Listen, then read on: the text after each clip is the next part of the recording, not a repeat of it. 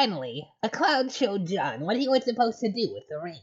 It was held by a mysterious black hand. In the far future of Earth, the exiles gathered around Exile Town. WQ asked WV for something. WV revealed he had been storing the complete quad-prototyped ring in the sleeve of his trusty knife, and been there all along, much to Serenity's surprise. And then I started working on Act 5. Oh, hello there. I see I'm being watched again. Why? I don't know why anyone would watch me read 4 acts of this with my horrible voice acting and existence and everything, but here you are. Are you wondering why it has been 2 weeks since the last episode? That was exactly 2 weeks ago. I've been reading the recap this entire time. Getting a recap on everything that's been happened. It's taken me so long. Many, many years. But now I have officially caught up. I can close this because I don't need to demonstrate anything anymore. And I can unbookmark that. And I can play this. Oh fuck, no, I can't.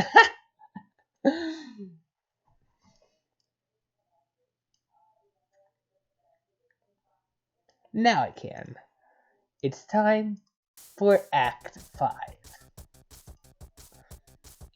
Act 5.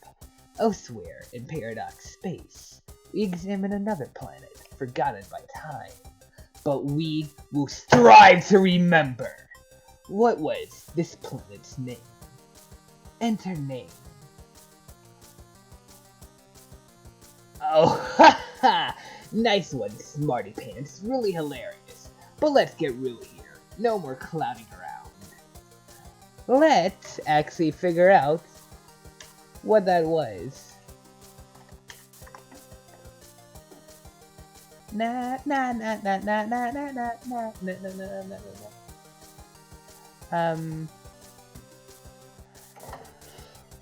Alright.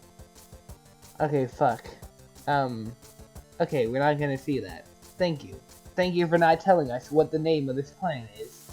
Or at least, what this fake name is. It was said in the author commentary of... Hold on a second. Homestuck. Author.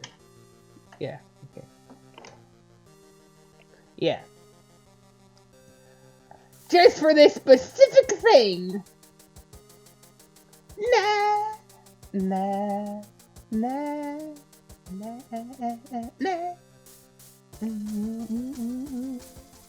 We love... Alright,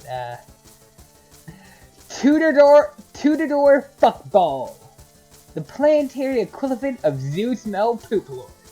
That's enough author commentary for forever. How do I do? Okay. Sure, report abuse. It's good. Alright. Try again. That is so much better. In fact, as it happens, your guess is precisely correct. What are the odds? We examine the planet Alternia. Somewhere on this planet, there is a young troll. Hive Bent. This young troll stands in its respite block. It just so happens that today, the 12th bilunar perigee of the 6th dark season's equinox, is the day of this young troll's lawful awakening, also known as its wriggling day. Though it was 6 solar sweeps ago he was given life, it is only today he will be given a name. 6 Alternian solar sweeps for convenient reference is equivalent to 13 Earth years. Earth, also for convenient reference, is a planet that does not yet exist. What will the name of this young troll be? Enter name. You enter something predictably derogatory, and this guy gets fed up with your shenanigans in record time. Probably close out that. This guy has a lot of troll pals, and their adventures are going to be quite extensive and convoluted, to an even greater degree than one perhaps may be accustomed. He thinks that if you think that we have time to drag out every little gag and expected pattern along the way, you've got another thing coming. He thinks you should cram that sobering understanding in your chinless windhole and tamp it down hard with your ugly, stupid-looking cartilage nub. Try again. Your name is Karkat Vantis, as was previously mentioned. It is your Wriggling Day, which is barely even worth mentioning. It is an anniversary, if anything, that will lament the faults of your existence, of which there are assuredly plenty. Equally plenty, and somewhat related to that topic, are your interests. You have a passion for ridiculously terrible romantic movies and rom-coms. You shouldn't really be embarrassed for liking this dreadful cinema, but for some reason, you're not. You like to program computers, but you're notoriously pretty awful at it. Your programs invariably damage the machines with which they are executed, which is just as well, since you like to believe you specialize in computer viruses. When you mature, you aspire to join the ranks of the most lethal members of your society, the Threshicutioners. You like to practice with your really cool sickle, but just wind up looking like kind of a doofus by yourself in your room. You like to chat with some of your other troll pals, most of which drive you batshit up the fucking belfry. You have been trying out a new chat client beta called Trolling, and you're not really sure what you think about it yet. Your troll tag is carcinogeneticist. You speak in a manner that is almost exclusively ornery all the time. Later, you will play a game with 5 other friends and go on a big adventure with them. This game, for convenient reference, is a game that does not yet exist. But it will soon. What will you do? Alright, before anything, I suppose we should get something out of the way. Maybe turn that up a little bit. Okay, so Hivebent is going to be told in a different fashion compared to Homestuck. It's not going to have the same style of narrative storytelling that Homestuck has had up to this point, but it's only going to be Act 5, Act 1 specifically. As far as I know, we don't really none of the other acts really progress in this fashion. Mostly because there's 12 of these fuckers, and we're going to go through all of them in like 700 pages. We're going to go through all the trolls and their entire game session in 700 pages. We really don't have time to waste on every single thing they do. All the running gags, all the little frickin' commands that don't exist yet because commands got disabled a good while ago.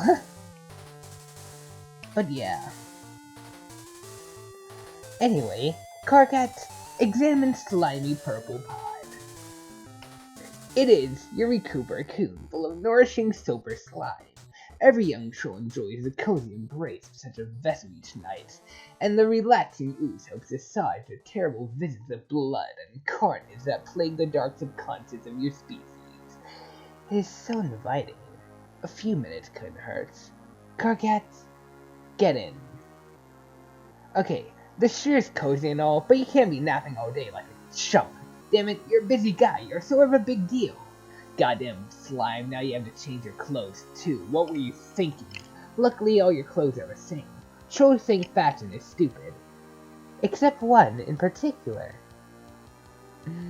But we won't see her until like episode 3 of Act 5. Frick.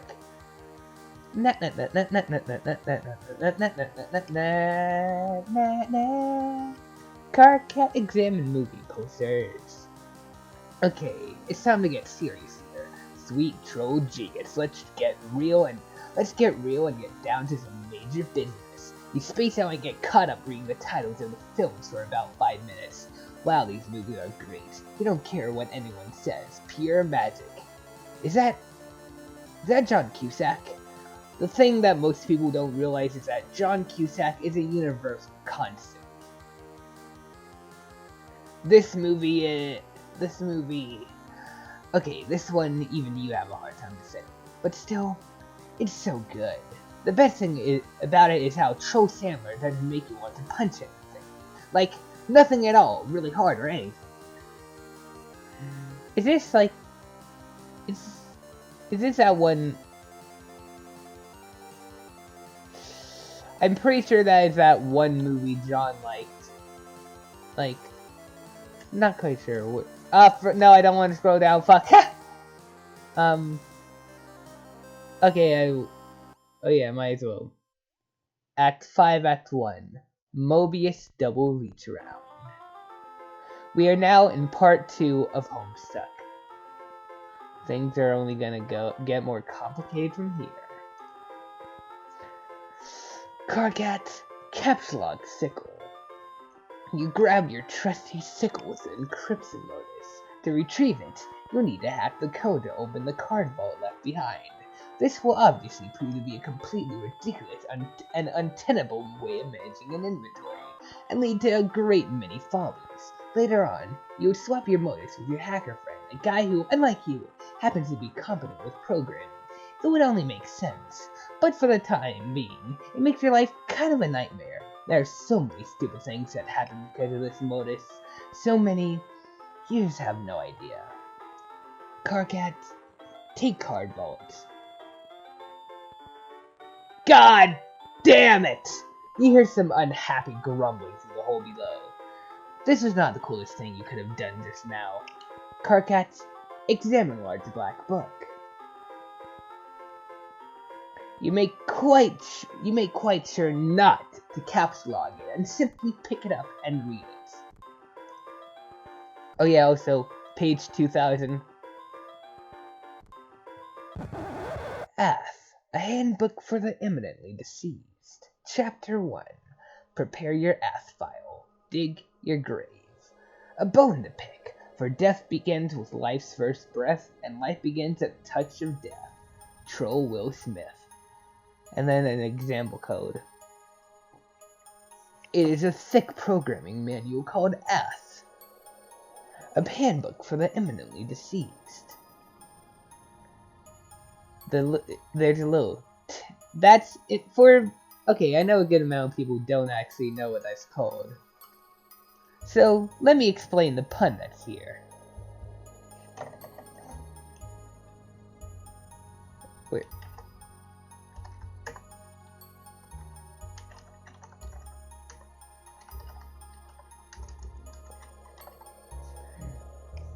Till death.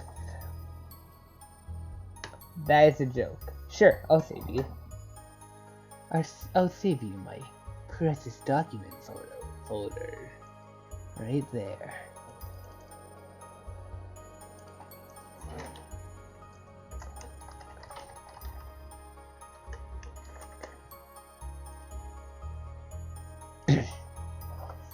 Ath is an insufferable language to work with. Its logic is composed of nothing but infinite loops, or at best, loops of effectively interminable construction. The above page in the intro section documents the simplest possible ath code structure. Any code deviating from this basic structure will not compile. You have a whole bunch of code samples you've been messing around with on your computer. It's been frustrating at best, and debilitating to your machine at worst. Carcat, leave your room.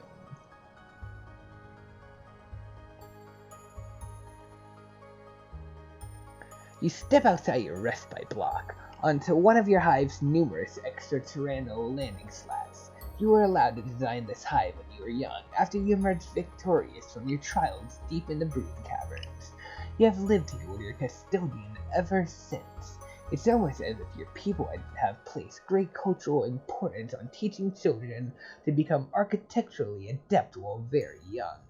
It has been this way since ancient times. No one seems to know why that is. Getting to build your own hive at a young age using whatever meandering design you chose likely has left you jaded to the notion of customizing your abode. You certainly wouldn't get all that worked up about a game that happened to allow you to do such a thing. At least, not for that reason.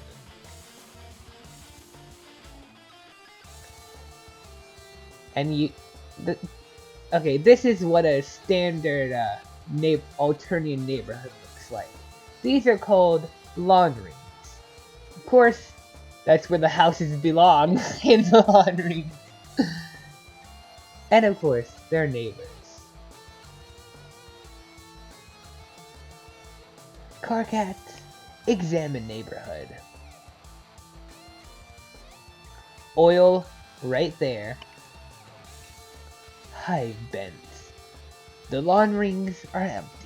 Blood skims the void in your porous cranial place, as if grazing the hollow of a thresh stem, or say, an abandoned cocoon. A sour note is produced. It's the one Acatasian plays to make its audience squirm. It is your sixth Wrigley day, and as it was all five for seeing it, blah blah blah blah blah blah blah blah blah blah blah blah blah. Look. You don't have time for fancy poetry. It's almost as useless as those arm swing flapping things on mailboxes, assuming you even knew what those were, which you don't. Trolls don't have mail. Mail is almost as useless as poetry to them. Poetry is a swing arm flappy dooly of words, and mail is a red toothy lover doodad of giving people shit. Frankly, you don't know about Thanksgiving voids or drinking hollows or whatever. You got ambition. You were meant to be a big shot, to be in charge of something huge and really important, and to be totally ruthless about it. You just haven't found the dominion in which you're destined for greatness yet, or even a vague concept of it. You haven't found your purpose. But you will tonight. You stew in your own impotent aggravation, in the cool dusk breeze. During the dark seasons, it remains dusk for most of the day. It can stay dark for many by lunar perigenes at a time. But even if it didn't, you would still have this feeling. You have a feeling it's going to be a long night. Carcats, go back inside. You head back into your block and hit up your computer station. No word from any of your loudmouth pals. No news is good news. Sweet music to your auricular sponge clots. Carcats, check out magazine. Its latest issue of Game Grub. This one appears to boast about exclusive leaks. They all boast about that. You're not even really sure what it means. Carcat, check out DVD.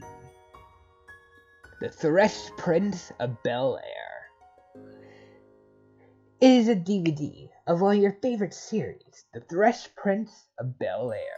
It's about a green thresher Kushner cadet who sets it up the blue bloods in this flavor. They squad pretty good. Their blood is literally blue, lousy snobs, but Troll Smith shows them all how to loosen up. He is pretty much your hero. Troll TV shows have shorter titles than Troll movies because TV is a much newer form of media in their society, which is a good thing because it would have been pretty hard to make this funny joke otherwise. Carcats, get down to business on computer. Okay, enough messing around, time to get some work done. Maybe a little programming or, oh god, it figures that installing this new beta chat client will open the floodgates. All your Morin friends are going to be hounding you relentlessly. Not that they need an excuse before. You wonder what this chump wants. Carcat, answer Troll. I'm gonna get a drink real quick though, before I start reading character stuff. My cat's like following me through the house. She wants attention and I would bring her in here and pet her while reading, but like whenever I do that, she doesn't like me talking so loudly. And like she wants to leave the room and then I feel bad. I have to like pause the recording and let her out of the room. Okay, like, give me a second for this. Alright. I am satisfied. Oh, apparently not. And hopefully back. Carcats. Answer Troll. Terminally Caprices began trolling Carcino geneticists. It's time for... Okay, this guy is gonna quickly become your favorite troll. Maybe, possibly, who knows? And that's good. That is good. Trust me, it's very good. What is my bird brother? What in the sweet almighty tape-chafing fuck do you want? Not a motherfucking thing, bro. Other than I be checking out how my best motherfucking friend is acting, yo. I really can't stand you, and I hate how you type. It just bothers me so much. Have I mentioned that? You say it pretty much every time you talk, yeah. But I don't have to. See, but I mean, man, this is so motherfucking unnatural and shit. You just gotta be going with what feels right and where your heart's up in, you know, best friend. I wonder what kind of shitty thing I did to deserve such an awful best friend. Or maybe what terrible thing I'm going to do and getting punished for in advance. Maybe I'm just like preemptively the worst fucking piece of trash who ever lived and don't even know it yet. But hey, look, your friendship is Exhibit A, I guess. It's such a beautiful thing. This true disease called friendship. Friendship isn't a disease, shit sponge. It's like a mistake, a big jerk of nature. It's a miracle. Oh no, don't start with the miracles again. Man, everywhere I look, all I see is motherfucking miracles. It's so spiritual, all these miracles and shit. Okay, like, this me taking this fucking tits bottle of fucking bagel I just cracked up open. And now it's being all like hissing and shit. Motherfucking hissing, man. Who went all and told it to do that? How would he even do that? It's crazy. It's a miracle. It's carbonation, you ignorant douche! Try getting school fed sometime instead of slurping down that weird swill all day and fondling your stupid horn! No, bro. I don't want to know. Don't even tell me. No, it just steals up all the fucking magic from my miracles like a motherfucking thief. And that ain't cool. The only miracle is that you like that disgusting sludge. Where do you even get this stuff? It's also a miracle how you dress like an imbecile and are basically the stupidest asshole I've ever known. Actually, you're right. There are miracles everywhere. I've been a fool. See, man, I am straight up telling ya. Miracles. It's like, alright, computers, right? What the fuck? Miracles is what? Fuck you! Fuck you for me just reading that! Anyway, what is up with your bad self for serious here? Isn't something big all going down? What? I heard something big was going all down. This all be telling me all what motherfucking it's up and all about. Stop saying all! Are you talking about TA's thing? Yeah, fuck yeah, man, so mysterious. I'm never being getting ceased to be amazed by all these fucking mysteries life's got going for us. Anyway, I don't know what's up with that. Maybe I'll talk to him tonight about it. Maybe I won't. It's probably just another one of his projects that winds up being completely useless and a huge waste of my time. Yeah, maybe. But he's your best friend, though, so it's all cool. Anyway, I thought this sounded like a pretty big motherfucking deal, my man. What? Bro, never mind. I just fucking did like to scare the shit out of myself here. These damn horns. You've got to get rid of those things. They make it more embarrassing than knowing. What is a freaking miracle that that's even possible? Like, wow, God sure cooked up a doozy there. Tootsie, son of a bitch, just keeps you guessing, doesn't he? Man, you know you want to give my horns a good squeeze. Actually, you know what would be the miracle to end all miracles? It would be if I ever meet a kid I despise more than you. So it will make me a motherfucking convert. I'll see lights so bright, I'll need GC to walk me around so I don't bump into shit. Sign me up for your idiotic clown religion, okay? You fucking got it, brother.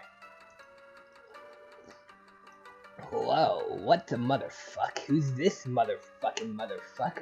It's cool. Life is like that sometimes. It's full of mysteries. You'll be doing one thing, then something else hits you just like that, and you roll with it. That's what you do when life hands you lemons. You sure as fuck don't make lemonade because who the fuck knows where that fucking shit comes from. It squeezes out miracles, I swear. So what's this motherfucker's name? Enter name. Your name is Gamzee Makara. You get pretty excited by clouds of a grim persuasion, which may not be in full possession of their mental faculties. You belong to a rather obscure cult, which foretells of a band of rowdy and capricious minstrels, which will rise one day on a mythical paradise planet that does not exist yet. Wait.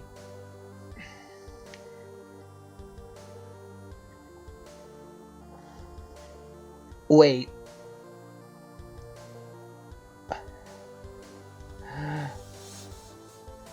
Oh dear God. Oh fuck. Oh God. Oh fuck.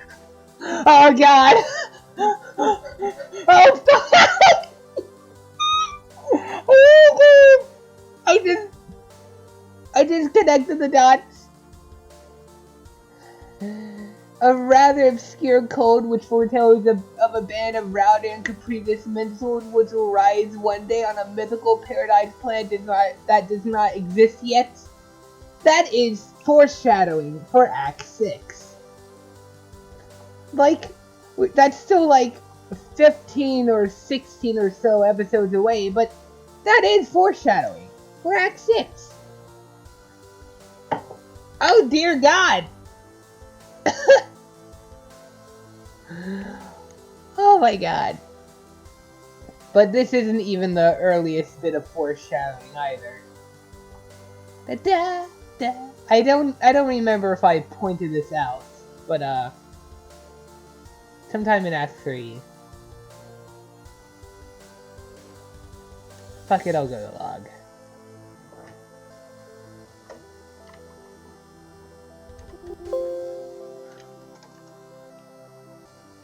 Oh frick, it's having a hard time.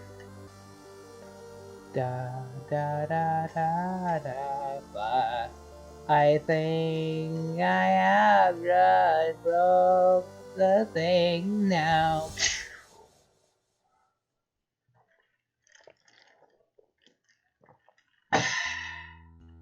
Na na na na na na na na na na na na na na. Okay, I can just.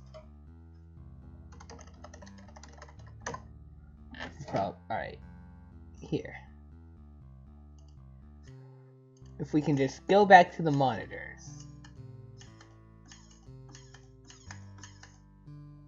Fuck.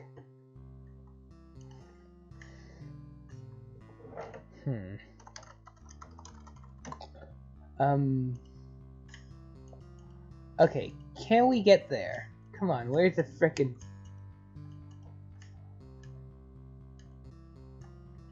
Well, I guess there's no reason to actually do that since we aren't gonna see any flashes for like for a few episodes. I can't find what I'm looking for.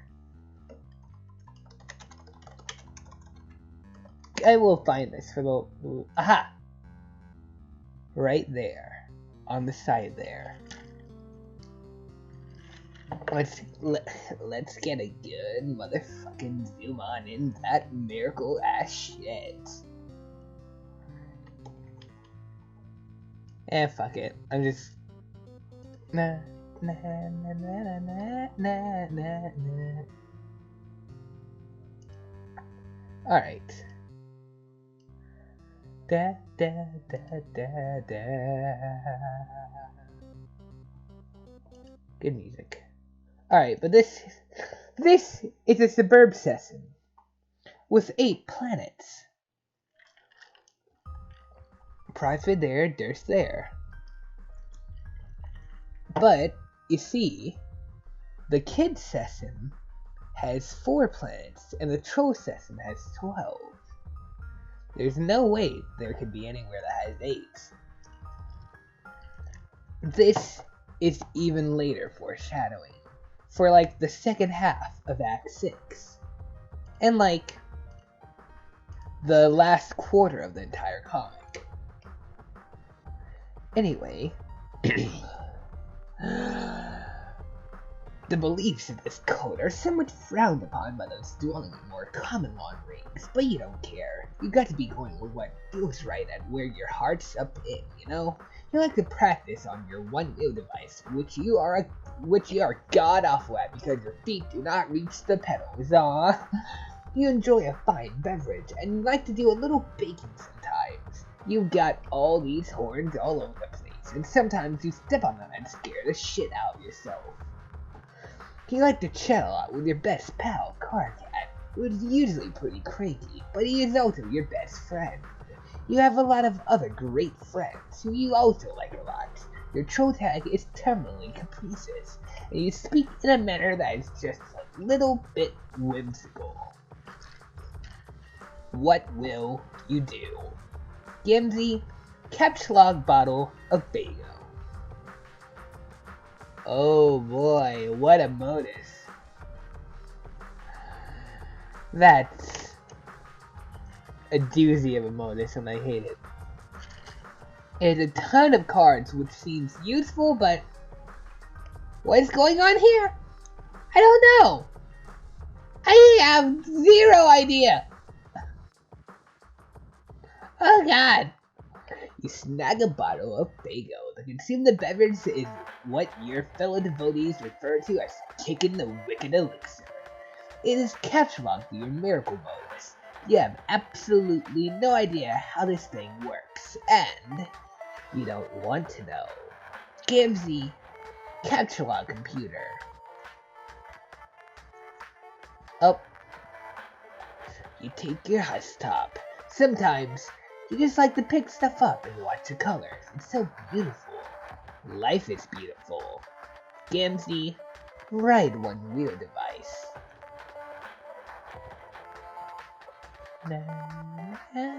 You decide to give this diabolical contraption another shot.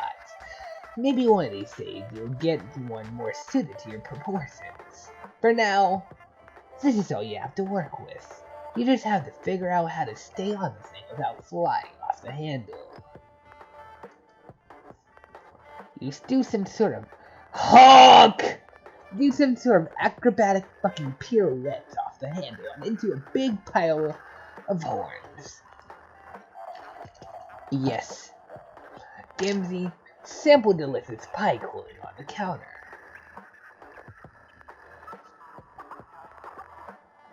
It is still piping hot, but you can't help yourself. You sneak a taste of the super slime pie. You aren't supposed to eat that slime. It is funny things to a troll's head, but you were never taught that on account of the lousy upbringing. Your custodian was always out to sea. That is where he is now. Maybe you'll go outside and see if you can spot him. You can't. Gimsy, take a juggling club.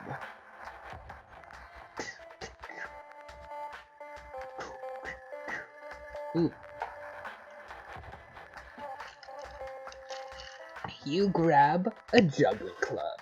You need it if you're going to go out. It is dangerous to leave unharmed. Gimsy, unarmed. It's dangerous to go out harmed, not unarmed. It's not dangerous to go out unharmed. Well, okay, it's still dangerous, but fuck. Gimsy, go outside. Although, I thought he had Joker kind. I'm not quite sure how Joker kind works. It's either you can have any kind of weapon you want, or you can have any weapon you want as long as it's particularly fanciful, like ridiculous fucking. I don't know. I'm pretty sure he has it at some point. Gimsy, go outside. Fuck, I love this song. This is a great song and I love it. Seem to be the one to have upload this whole album. Do you upload anymore? Nah.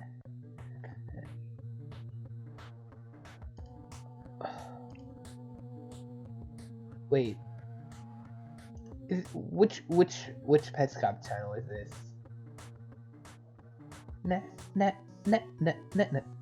Okay, it's the parody. Okay, but anyway, wow, you actually seem to have most of the... You actually have all of the main albums. This will make you a valuable asset. Oh, so I guess I should point this out. To drown out grandma is basically just what I put on when my grandma's like being loud and angry. But yeah. So I guess I have all the main albums now? Hold on, let's make sure. Homestuck music albums.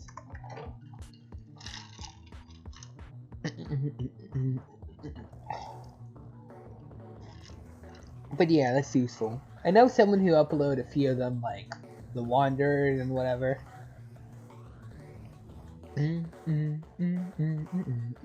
Volume 7 has 20, I think. Volume 7 is like my favorite, honestly.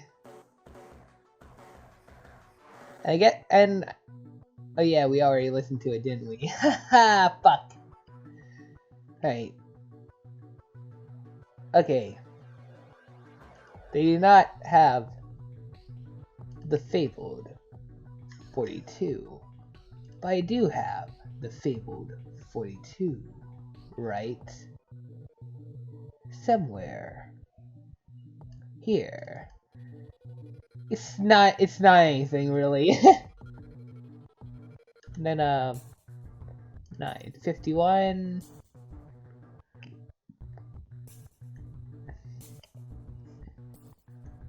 Yep. We're pretty safe here.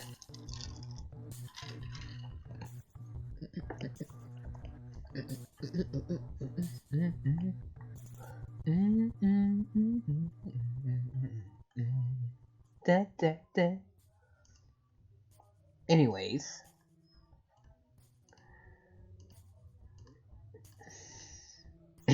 Gimsy, go outside.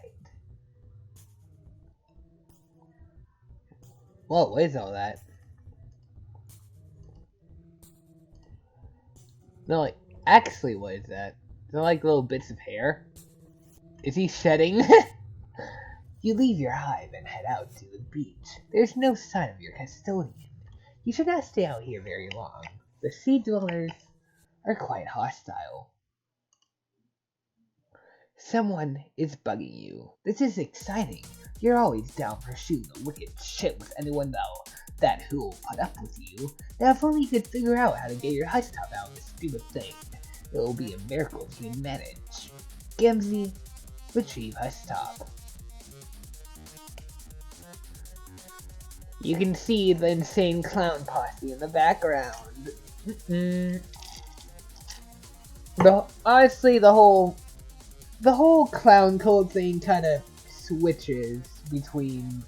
The clown code doesn't really have any particular belief. It kind of switches between beliefs here and now. Then, like, right now, it's currently focused on the mirthful messiahs, who are the insane clown posse, and will be forced to watch a video of them later on. Well, later on in the comic, it takes up a liking to a very muscular green dude.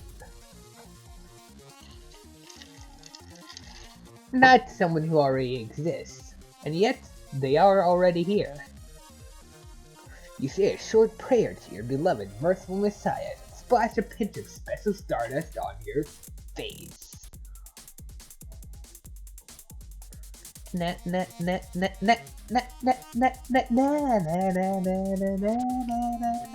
Oh no. Your Silodex launches your beverage far, far into the ocean.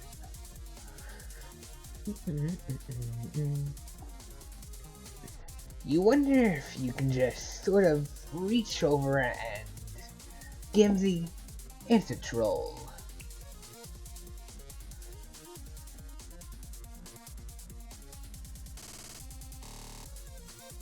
Typing. Gallows Calibrator began trolling terminally caprices. Hey, we know this person. Hey, Gamesies! You want to play Gamesies with me? Hell, hey, yeah, sounds like the motherfucking shit's bitch tits. It sure is hard to ignore the weird things you say sometimes, but I'm gonna. The only reason I'm asking you is because your name is like Game, and no other reason. Get it? Haha, well, I heard of worse fucking reasons to begin all about to do something. Honk. No, that should bother you, that reason. What do things like that bother you? No wonder Vanders can't stand you, but who cares about him? We're going to have some motherfucking shitty bitches playing together, or whatever you said. So this is a game I've heard about? The Big Mystery? Yeah? Whoa, okay, this is going to be fucking insane, but can we play a little later? I'm outside, keeping an eye out here for the old goats. You know how it is with family. No, not really. A derp. Oh yeah. Durr! Way to go! How'd that stupid bottled syrup of yours taste with their hoops so far up your mouth? Sorry. Anyway, I'll go inside in a while. Why don't you get Carcat to fire up that motherfucker with you? He likes games. Oh no! God, can you imagine all the bitching and moaning? I used to try to play some of them, but wow, did I learn my lesson. Alright, well, I'll try to get up on my show real soon, and we can play. Just give me a minute. Oh shit! You know you're just going to sit there on a beach and space out and lose track of time? Hello? Gams? What? Oh man, sorry, I spaced out. Do you know how beautiful the sound of the ocean is? Have you ever even seen the ocean, or I mean, smelled it? Sorry. Carcat, get some programming done.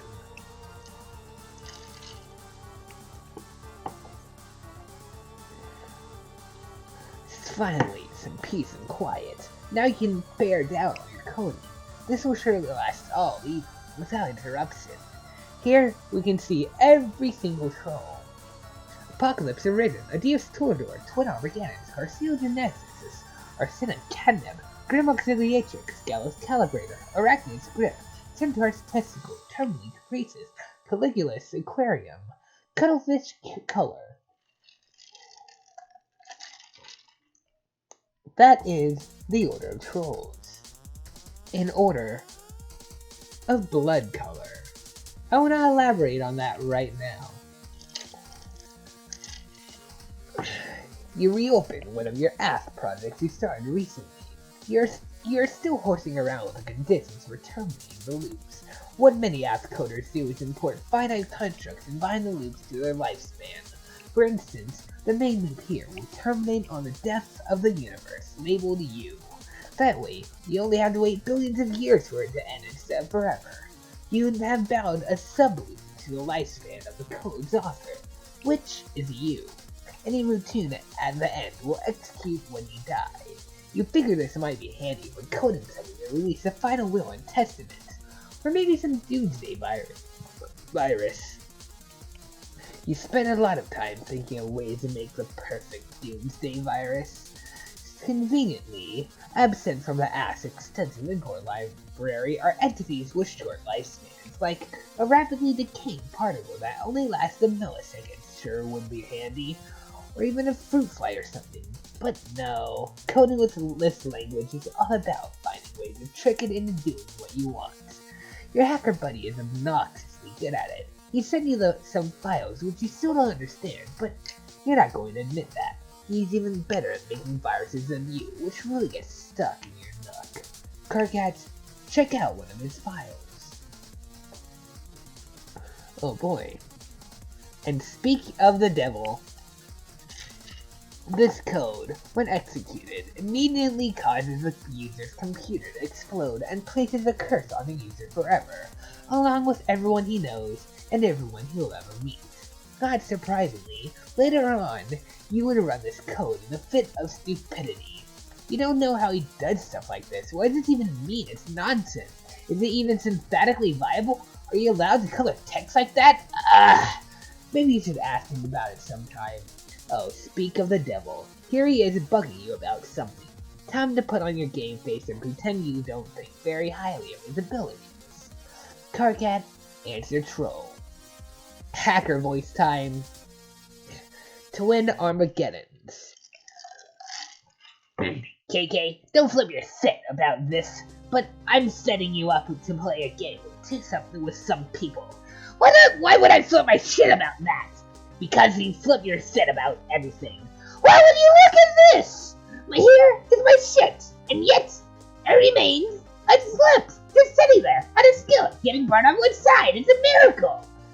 No, are you into miracles now too? Because if you are, you're fired preemptively from the game. Fuck, no! Okay, nice. Miracles are like poop stains on God's underwear. Making fun of people's religions is the best thing to do. That's why he hides them. They're fucking embarrassing. Godlaunders in mysterious ways. Right on. But let's shut our mouths a second and talk about this game. It'll only be a second, really. You don't have to do much. You don't have to do too much. Okay, good, because I'm pretty busy tonight. What's this thing, anyway? All the secrecy. Well, the short story is that it's an immersive simulation that you play with a group. The long story is that the fate of our civilization depends on us playing it. I guess the long one was sort of the short one. Fuck! That sounds like melodramatic bullshit! But coming from you, color me, I'm surprised. Screw you, Vantis. It sits more real than Kraft Grub sauce. Right, okay. So you made this game? No, more like I adapted it. From what? Some crazy technology dug out some ruins. Haven't you talked to her about it? Man, no, I can't talk to her. She's so spooky. I don't know why most of her friends are such psychos. Probably it's because most trolls are. If you heard what I heard every night, I mean, wow, fuck. No, let's not talk about your weird mutant brain. I don't get mine or whatever. It's off limits, you douche. I told you like a billion times. I can't do that, you nub-slurping fuckpod. Why aren't you two up to the secret? Why are you two up to the secret stuff? Why haven't you told me anything about this? KK, I'm sorry, but really, it's kind of a private matter between me and her, and I'd appreciate it if that was respected. Oh God, stop being so sensitive! It should be pungent quality! Okay, how about you take your own advice? You are such a blabbering hypocrite. You're lucky I'm so fucking magnanimous and charitable, because otherwise, there's no chance I'd waste my time on you. What is this shit? This act that you actually think you're a hot sauce? You know you hate yourself. Nobody hates himself more than you, idiot. Yeah, well, I hate you way more than I hate myself. And that's fucking saying something. In fact, I hate you more than I hate myself, and you hate yourself, and you hate me. Combined. You gotta pause. Oh boy, I've already been recording for 48 minutes, and yet we still have over 100 pages to go. Alright, okay, fuck that noise, and every leaking orifice it's got. You know I hate the combined product of you and myself more than you could ever begin to hate me and myself, and you and yourself on your worst day, so fucking deal with it. Okay, time out for the idiot. The idiot gets a timeout and shuts up for a second. That's you. Just tell me what to do about this game. Okay, well I'll send you a download soon. I'm setting up two teams, like two separate competing teams, so that there's a better chance of at least one group winning. And also, I guess to see which one can win faster. Okay, let me guess. There's a red team and a blue team, right? Yeah, you're on the red team. I will be the leader of the blue. Okay, and I guess I can pick my teammates then? Bro, you're not the red team leader. I picked DC for that. What? Dude, I did not think you'd be interested in this. Don't act all offended. Oh wow, now I see. Really fucking clever, picking the blind girl to lead the team you're competing with. I knew you were a cheater, little-eyed fucking scumbag with no scruples or self-esteem and were basically worthless on every level, but somehow I'm so disappointed in you. Yeah, I am such an idiot for not rewarding your bubbly personality and impeccable people skills with a leader sub-gig. One inconsiderate, knuckle-sponged asshole I have been. I am a hatch leader, and you know it! I know your filthy seed flap is fluttering in the profane breeze that's suiting out your sinking meal tunnel. I do know that much. How do you get out of your cocoon in the morning knowing you're the worst thing the universe has ever been responsible for? Also, it must be hard with your hands persistently bothering. Also, it must be hard with your hands to persistently bothering every mutated set of genitals, peppering that ghastly husk you pawn off in the body. Has a female ever looked at you without at once turning skyward and erupting like a vomit volcano? Answer me that. This is so immature. I'm basically just laughing at how immature you are. Like I really give a fuck who the red leader is. You want to be the leader? Fine, go talk to GT about it. I guess these conversations we have do get kind of embarrassing in retrospect. Are we not friends anymore because of the stuff I said? You literally ask me that every time. Are you joking? I can't even tell anymore. It's a joke, moron. Honestly, I'm just glad nobody else is privy to our conversations. Actually, why don't we make a pact to delete this one from our logs? I'm just shuddering here, scrolling up and reading this. Yeah, okay. Oh. Sounds like someone downstairs is getting pretty crabby. This is not an encounter you're looking forward to. You'll probably put it off as long as you can manage.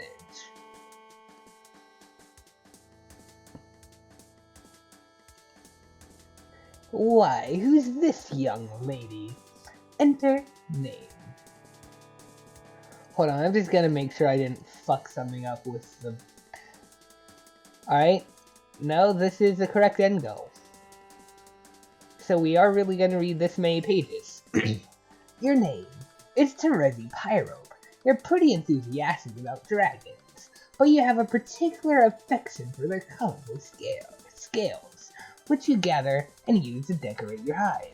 Though you live alone, deep in the woods, you surround yourself with a variety of plushy pals and other scale mates. You often spend your days with them in rounds of live-action role-playing. You used to engage in various forms of more extreme role-playing with some of your other friends before you had an accident. You take an interest in justice, holding particular fascination for orchestrating the demise of the wicked. You have taken up study of brutal Alternian law and surround yourself with legal books. You have no need for copies printed in troll braille, because you can smell and taste the words. You hope one day to join the honorable ranks of the Legistirators. Your troll tag is Gallows Calibrator, and you speak with the numerals the blind prophets once used. You are presently the leader of the red team, poised to begin a mysterious game with 5 other friends, in direct competition with another 6 of your friends comprising the blue team. What will you do? Terezi, cut to the chase and begin LARPing immediately. It's pretty hard to live-action roleplay when there's no one who is alive nearby, but all your skillmates are alive to you. At least you pretend to believe that to annoy people. You prepare a new campaign for one of your favorite scenarios, Court Block Drama. His honorable tyranny presides. On trial is an especially detestable fellow, Senator Lemon Snout. You have sparred with this scumbag before. Tonight, he faces justice. You will play the role of the prosecuting attorney. On Alternia, there's no such thing as a defense attorney, or a defense. In a court block, the word defense itself is offensive. Terezi, interrogate. It's time. He's sweating bullets. Most of the interrogation is in the intimidating silence. Terezi, slap him around a bit. You don't want to slap too hard. Enough to sting, but not to bruise. It must be methodical, businesslike, and persistent. You only stop when you smell tears. Mr. Senator, you smell very nice. Your luscious yellow scales are the sweetest gumdrops to the prosecution's nose. But your deceit stinks. Did you honestly think you could dip your corpulent snout into the imperial beetle coffers like that and get away with it? Did you think your revolting abuse of the public trust would go unnoticed? Think again, good senator. While the prosecution may be blind, rest assured, the legal adjuster sees all. And here we have the first appearance of the question mark command. There's like 7 or so of these throughout the story. If we go up here, we are currently on page 2038. But if we click on this, it jumps us to 7,235. And it asks us for password. Password hint. If you don't know the password yet, it means you're not supposed to, dummy. Go back! We are not supposed to know this password for thousands and thousands of pages. Like, seriously. We will see the screen throughout the comic, usually associated with Terezi. But we won't get an answer for a very, very long time. Much like the oil or the arms. Anyway, Terezi, call a witness. Oh, well played, Lemon Snout. Well played. The prosecution's key witness murdered. How convenient. The court block has little choice but to acknowledge your cunning. You have earned just a teeny sliver of your respect back. For now. But wait. Oh my, what have we here?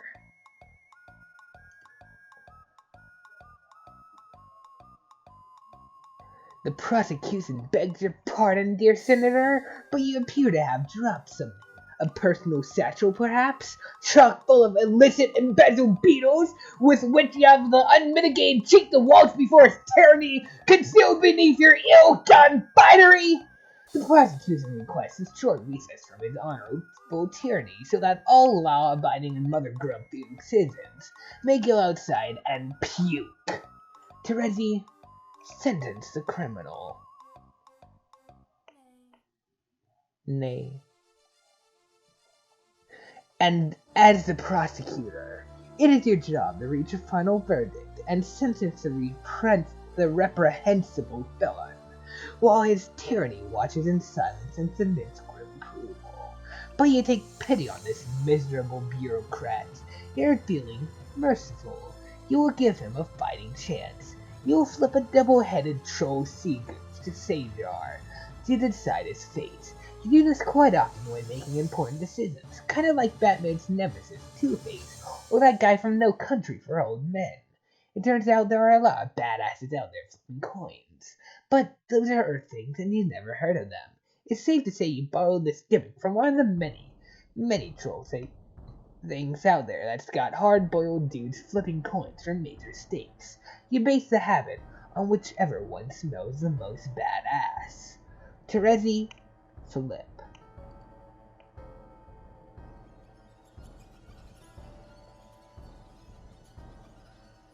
The coin tumbles through the air.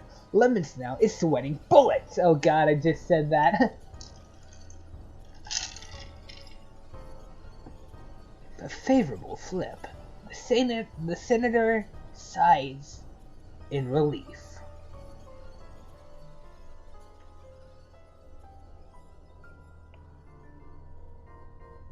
But what are you so happy about, Mr. Lemon Snout? He looks a bit confused. He quivers his slowly proboscis at the coin. See? The coin has exonerated him. Coin? What coin?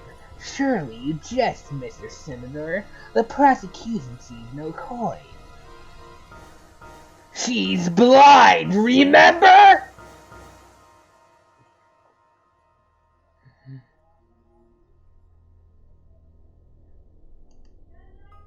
Oh, frick.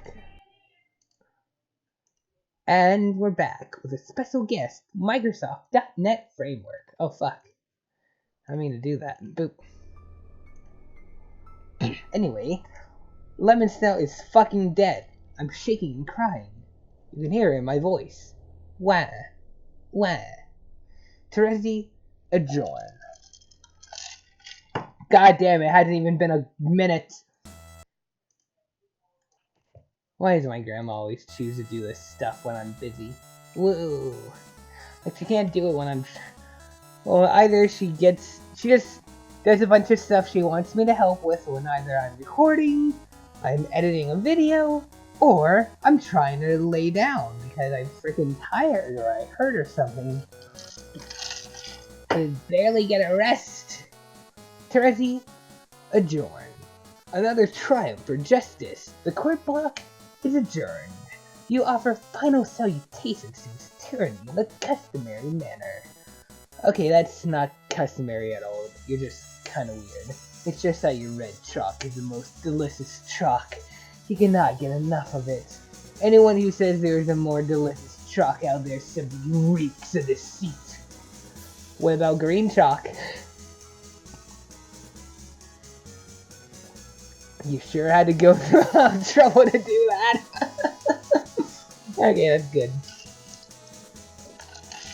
Very good. Why do you fill that with the emulate blood? It's obviously not blood, but might just be grub sauce, which is also blood. Terezi, go get cane. You take your walking cane, which you use as a weapon, kind of like Earth Daredevil, who you've never heard of. You will use it to wallop enemies when you enter the medium. Like this. This is the kind of storytelling we're gonna get in Act 5, Act 1. Eventually, it'll get more extreme than just one-page jumps, going entirely in the future for a whole conversation, or maybe for multiple ones before going back. Terezi, begin recruiting Red Team members. Very licked. Your nose begins scouring your chump roll through the saliva smears on your monitor for potential teammates so you can start playing.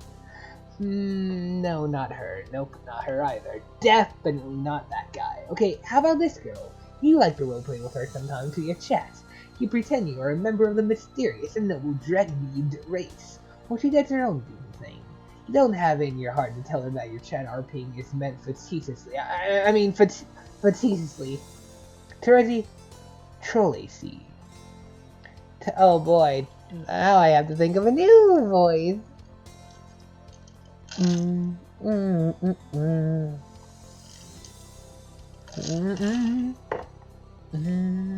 Alright.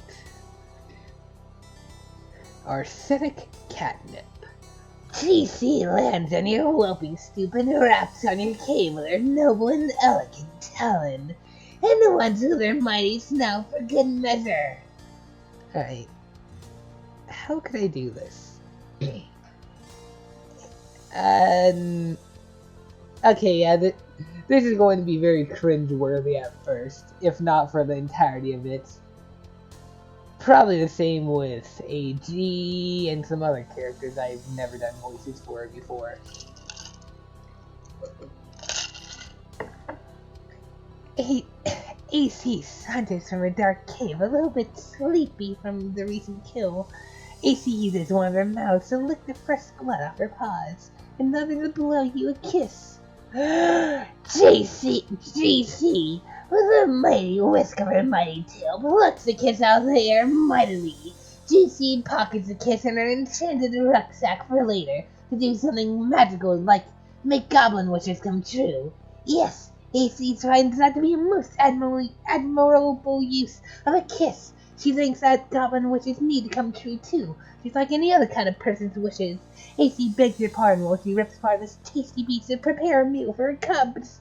GC eyes the beast hungrily and mightily. Uh-oh.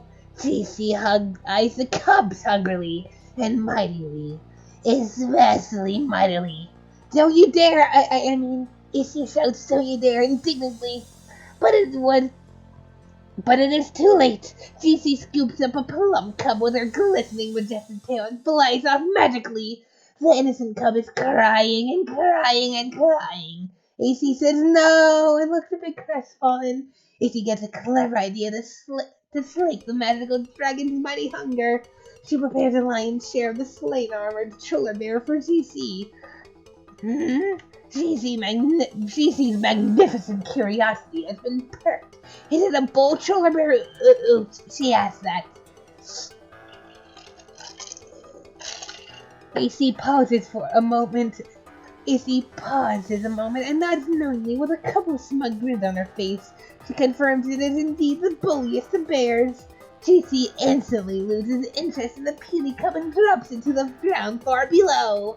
But as it happens, the really cute cub lands in the bush, safe and sound. Woo! GC's alarming and splendiferous girth settles over the succulent cholar bear steak. When she finishes the savory red meat, she lifts her proud white head and opens her great big mouth and speaks the ancient tongue of 1,000 wisdoms. She says, "Hey, do you want to play a game with me?" AC crinkles up her nose and prepares for a really unprecedented marathon of baffling feline obstinacy. Her dragon ED suitor will make neither rhyme nor reason of her perplexing behavior for even an instant. No, that was a real question. Want to play a game? Oh, okay. If you mean a computer game, then yes, that sounds like fun. Okay, you can be on my team. Team? Who else is playing? I haven't decided yet. A whole bunch of us in 2 teams. Oh, well, it does sound like it will be a lot of fun, but I think I should get permission first. That's so stupid. He's not the boss of you. I know, but I'm still kind of scared of him, and I think perhaps it's best to just run it by him first, so there isn't a kerfuffle about it or anything. This is stupid in such a terrible myriad of dumb ways. You shouldn't be afraid of anyone. You kill big animals with your bare hands. But in any case, he lives nowhere near you, so the whole thing is extra stupid. I know, but I don't think it will be a big deal. I'll just mention it casually and it will be fine. I'm sure we can and then we can play in just a little bit. Fine! In the meantime, I'll go round up some more people to play. Okay? Ready? Troll TC. Hey, gamesies! You wanna play gamesies with me? Hey, yeah, I sound like a motherfucking shit's bitch tits. It sure is hard to ignore the weird things you say sometimes. You then proceed to have the rest of this conversation be already read. No luck in getting this guy to play with you right now either. I guess that leaves Carcat. Oh no, not Carcat. You were only going to ask him as a last resort. You wonder what he wants. You'll try to mention the game. Hopefully he hasn't caught wind of it yet. Terezi, deal with Carcat. Hey! Guess what? Hey, guess what? Big news! Holy shit! Stop the prices of the humongous deal sort of news! What is it? You're not the red team leader. That's me. I'm the leader. It's been decided on an official basis. Okay, so I guess I'm supposed to make a big stink about this and say, wow, I want to be a leader. Ooh, I love this song.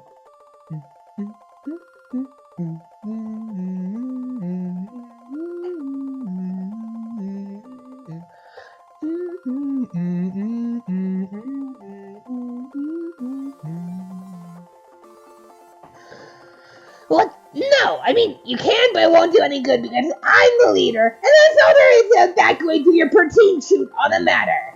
Well, it may surprise you to know that I don't give a crap who gets to be the leader because, unlike you, I actually have a fucking smidgen of maturity and self-respect.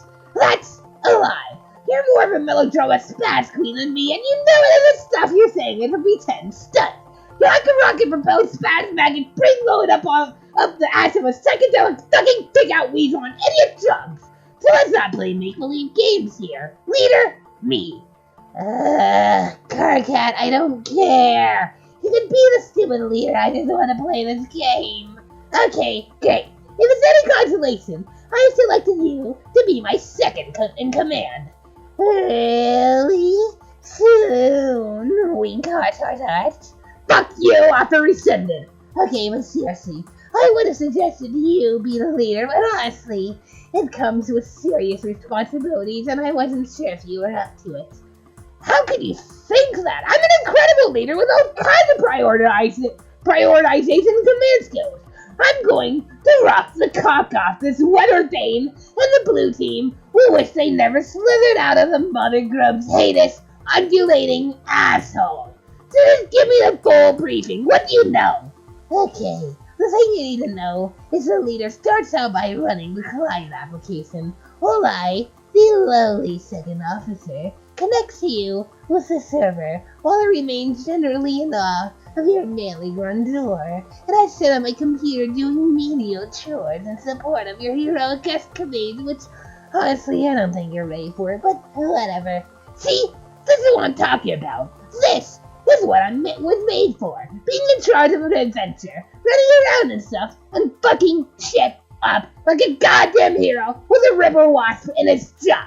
Let's get cracking here. Launch your server or whatever, I'll install the hero program. The client. Yeah, okay, if you insist. Far be it from me to stop you from being so dashing and courageous, and to be perfectly honest, a little bit handsome. Yes, exactly. Now you're making sense. This is the kind of thing that sane people say. Keep at it, there's hope for you yet. Okay, I'll try. Anything to get you to stop being such a baby. What's a baby? Oh, it's like a mythical little pink monkey, something my Lucid dreams about. So you didn't have one? I don't. Yet, I'm not allowed to. Why not? Why have you never invented this anyway? Honestly, Freddy, it sounds like more frothing lily block nonsense. If I ever did have one, it would mean the world was coming to an end.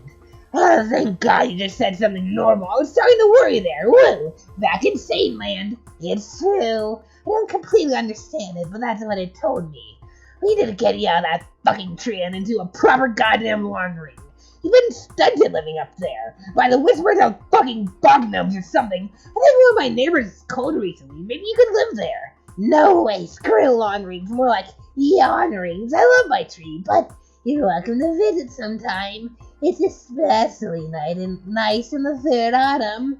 Okay, well, speaking of that, I should go downstairs and deal with this grumpy customer.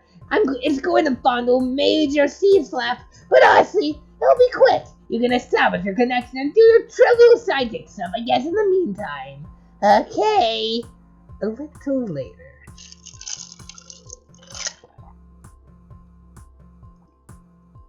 Oh, dear God. It's him. The real Carcat. Carcat Homestuck. There he is. He looks nothing like the ads.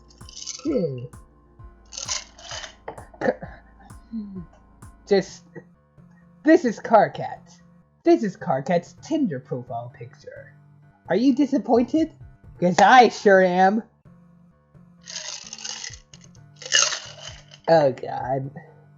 After the night of blood, heroic arrival to the land of Post and Haze. You quickly crafted a new weapon, Home Smell Ya Later, plus some other cool stuff. Oh, that's Home Smell Ya Later. I actually kind of forgot what it looked like.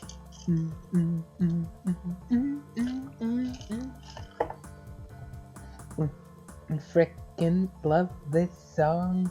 It's very good and I love it. Carcat, deal with Serenity. You can see me, right? Tell me, what is wrong with this picture? No, I can't see you, dumbass. Oh yeah, anyway, press your nose against your slappy screen and tell me what is wrong with this picture. Smells pretty terrible. That's because you just took a hard drag of my locator, which for some reason I discovered outside on this little island. You mean your toilet? Well, la, excuse my disdain for your blue blood and vernacular. What color's your blood? Wow, none of your business, seriously, was that a serious question? Unbelievable. Hi, I'll find out someday. What is with your obsession with colors? It's bad enough you waste all my hard-earned goods rambling in my hive around like that. Not even in the direction of the fucking gate! But then, you go and spend it on an ugly paint job. I killed a lot of imps for that grist. Carcat, please, don't pretend you didn't enjoy going around killing things, and that you would enjoy killing a whole lot more, prancing around with your little sickle being all adorable. Yeah, right. More like adore bloodthirsty and prancing around being that, okay? Anyway, this is awful. This is no way for a leader to be treated. Sorry, this is what you wanted. The leader is the first one in. This is what the leader is supposed to do. No, this is not anything except for what bullshit is. A leader should be at the mercy of the high-renovation whimsy of a psychotic blind girl. When do I get a chance to fuck up someone's time? I could be the next one to connect a client. No, you can't. You have to be the last one to connect to complete the chain. More lies. Think of it this way. I'm your server player, so priority has to be on me getting in the game before I get killed by meteors, in which case you'd be screwed in there. Then the next guy comes in, and the next, and you bring the last one in. Whoa, wait, what? Meteors? What the fuck are you talking about? What does that have to do with meteors? Oh boy, you need to get with the program, Carcat. Have you talked to 44? 44 what? Apocalypse Origin, sorry. No, of course not. Or TA, or AG, I guess, or CA. Really, there's like this whole conspiracy about it as I'm finding out. Well, why don't you just tell me about it so I don't have to talk to any of those double-talking assholes? I can't. I gotta step out of the tree for a moment. When I come back, I went to the game. See ya! A little while ago. AA time.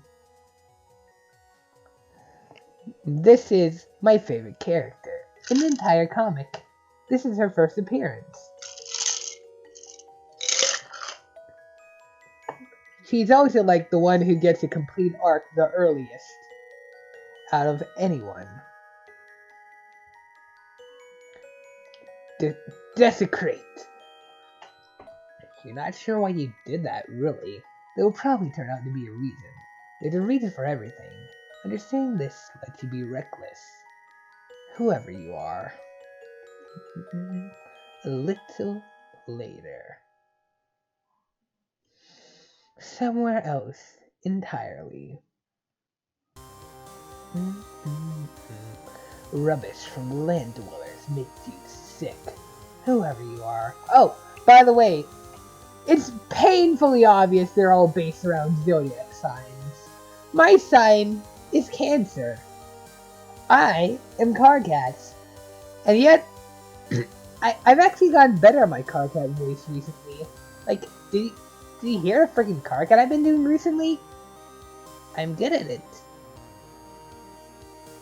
Okay, I have to pause this. Alright. This freaking Carcat is killing my throat. So, more drink. Gotta be hydrated. Anyway, Fago. It's not even like tilted properly because Andrew Hussey is a lazy frick, and he states this himself in the author commentary that he is indeed a lazy frick. Rubbish from the land dwellers makes you sick, whoever you are. And later still. Oh god, oh fuck, this is... The entire hive is painted. We return to the land of post and haze, so that we can rewind a bit. Before all that paint got slopped on your hive, and before that mysterious hole was made, Man, how'd that hole get made? It was when Karkat ran TA's Curse to Ask program and his computer blew up. That's what happened. We'll see that happen later. It will be startling and unexpected. Karkat, deal with crabby customer. You go downstairs and confront your custodian, which is another term for a frightening beast known as a Lucis Netzere. Your Lucis has looked after. Yep. Oh yeah, I just completely glossed over the fact that giant crab as father. This is a Lucis. Luci are basically the guardians of trolls. And they don't need the guardians, but the guardians are a big help to not dying, especially when you're young. Your Lucis has looked after you since you were very young in lieu of any biological parents, whom you have never known. No young troll ever knows his or her blood parents, nor could such lineage ever be accurately traced. Adult trolls supply their genetic material to the filial pails, carried by Imperial drones and offered to the monstrous mother grub deep underground in the brooded caverns. She then combines all the genetic material into one diabolical incestuous slurry. Ah, fuck! Member of the Midnight Crew. This was literally seconds! Boom. While that plays, I'm gonna go ahead and get the next volume ready. It was volume 8, right? Just getting that beat, you sure? Nah, nah, nah. Nah, nah, nah, nah. Yeah, volume 8. Mm-hmm. Da, da, da, da, da, da, da.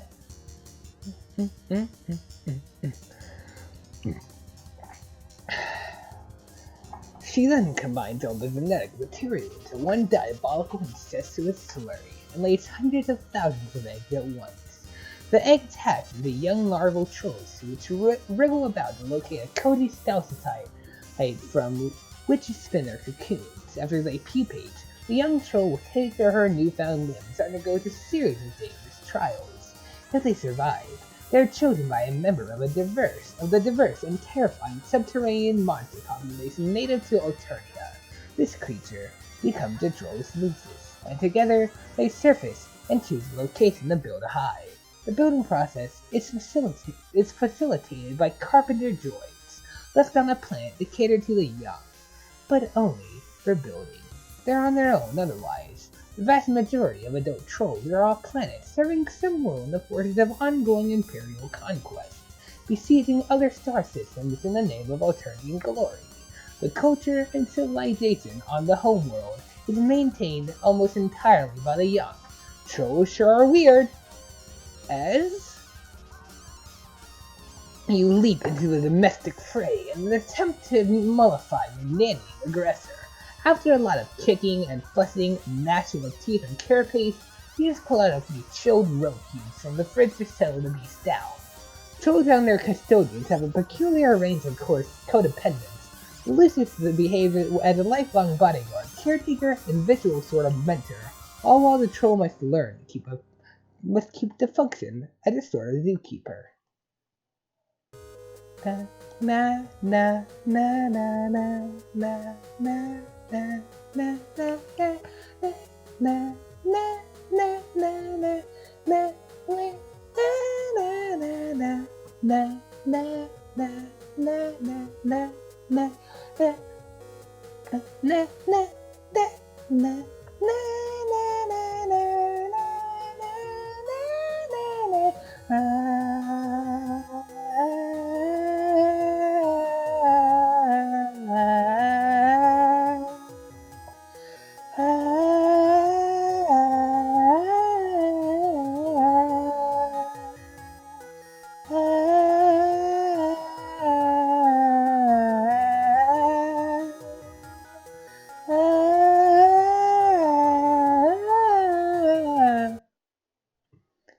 And now, we're done.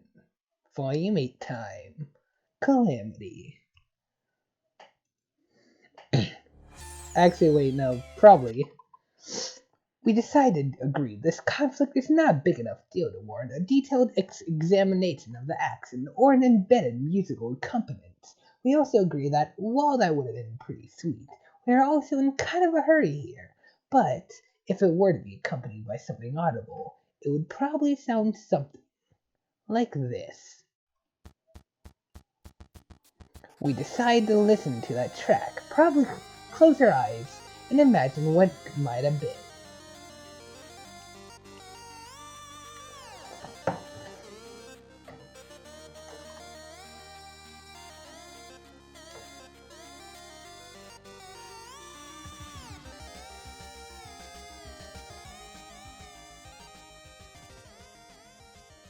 Oh fuck, I don't have enough time to do something stupid. I was just gonna do something like fucking... I was just gonna do this for the remainder of the song. But, nope, too late. Wow. That sure was awesome. Anyway, moving on. Boop. In fact, we're in such a hurry, you can almost say we need to get moving. On the double. Yeah. This is pretty cool, dude. Oh yeah, also, for those people who don't know the reference.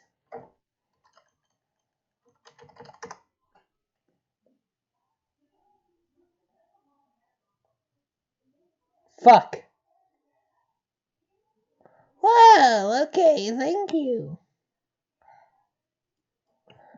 Bleh. Pun, yeah, meme. This? I think it's this. Drive by Miami style. Yes. So the question becomes, Alex, was the mob sent to draw us to the crime scene? Or sent to destroy it? Faulty stories get up and run away. Fuck. If you do, you've got something to hide. Suicide Miami, yeah.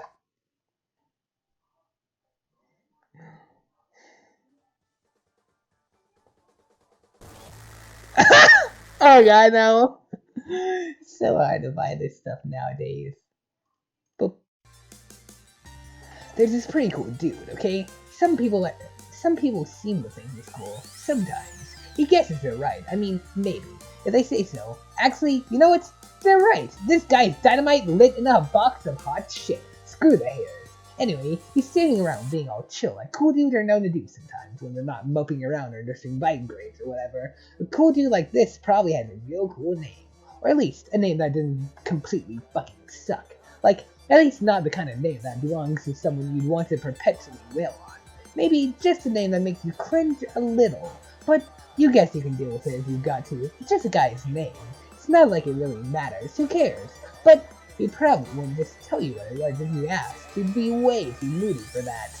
In fact, this guy probably thinks he's got some attitude and probably doesn't want a damn thing to do with you.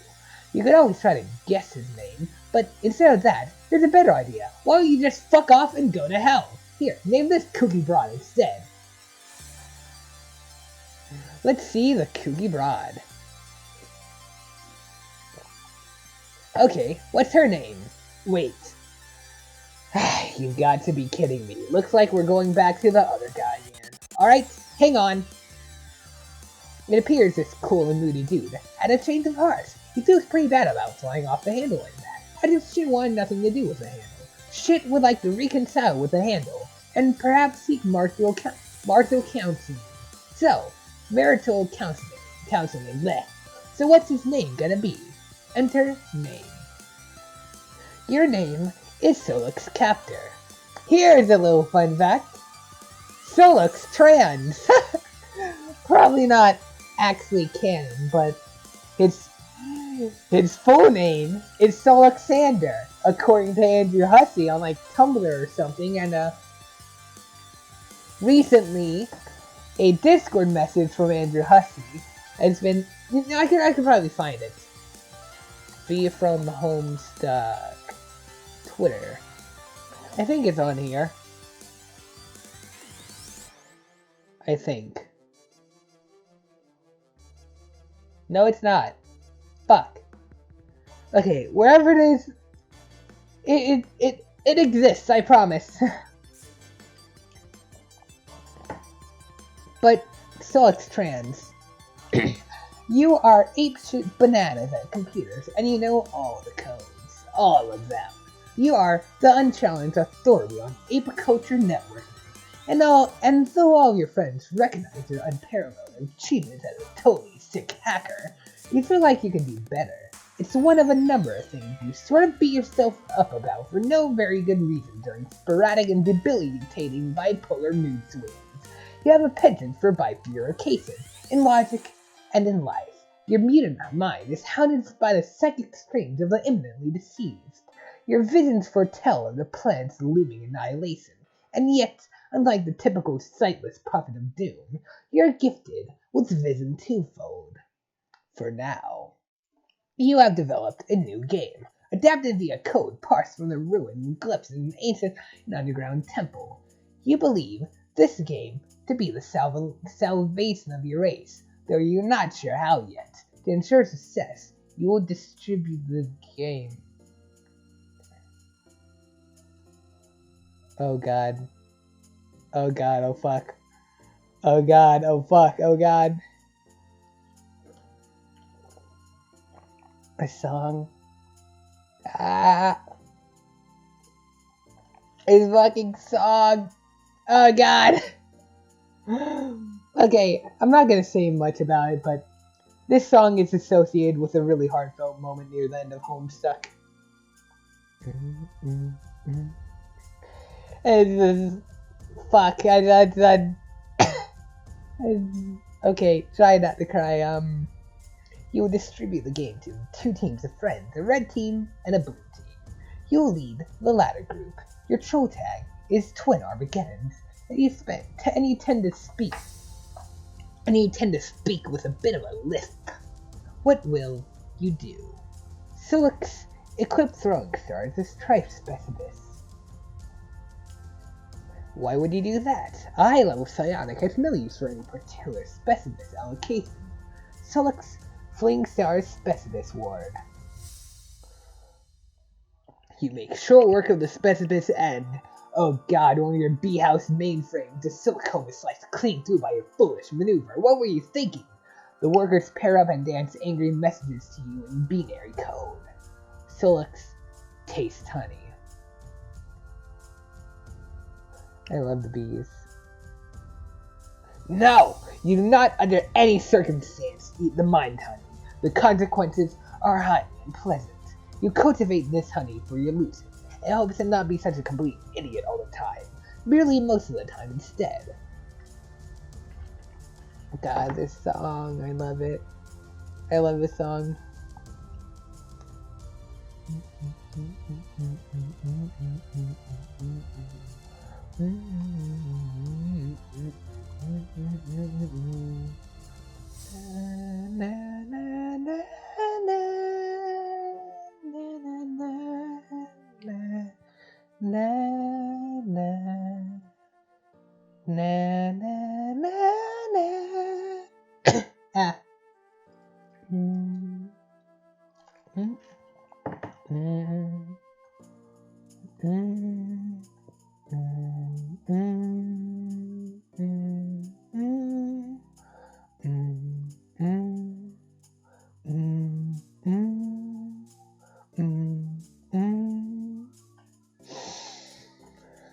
Solix calms me down.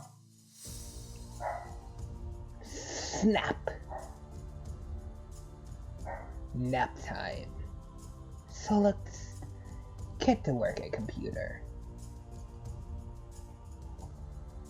You're always up to your nook in the newest and hottest games. It is hard to walk around a place without squishing them.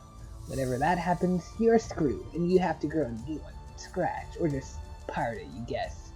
But tonight is no night for games. Well, okay, it is, but just one game in particular, and this game is no joking matter.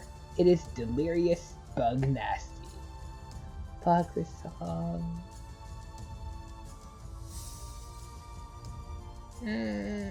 Okay, fuck. Solix, recruit team leader. TZ, you want to be the leader of one of the teams? You mean for your game to save the world? Yeah. Okay, I picked the red team. Okay, I didn't say anything about a red team, or even out there were 2 teams, but fine. Obviously, you were going to set up red and blue teams. Come on! You don't know what I'm going to do. Stop being as though you can read my mind. It's not a power you have. Your strengths are being blind and taking people about stuff. And I guess being generally savvy and pretty decent at other stuff. But that's why I'm picking you and not some other fucking schlub from retardation that row. If only you knew. Solix, please. You're Mr. Appleberry Blast, and everybody knows those are your favorite flavors. Even though you type in yucky mustard, which is weird. Maybe there is more to me than you think.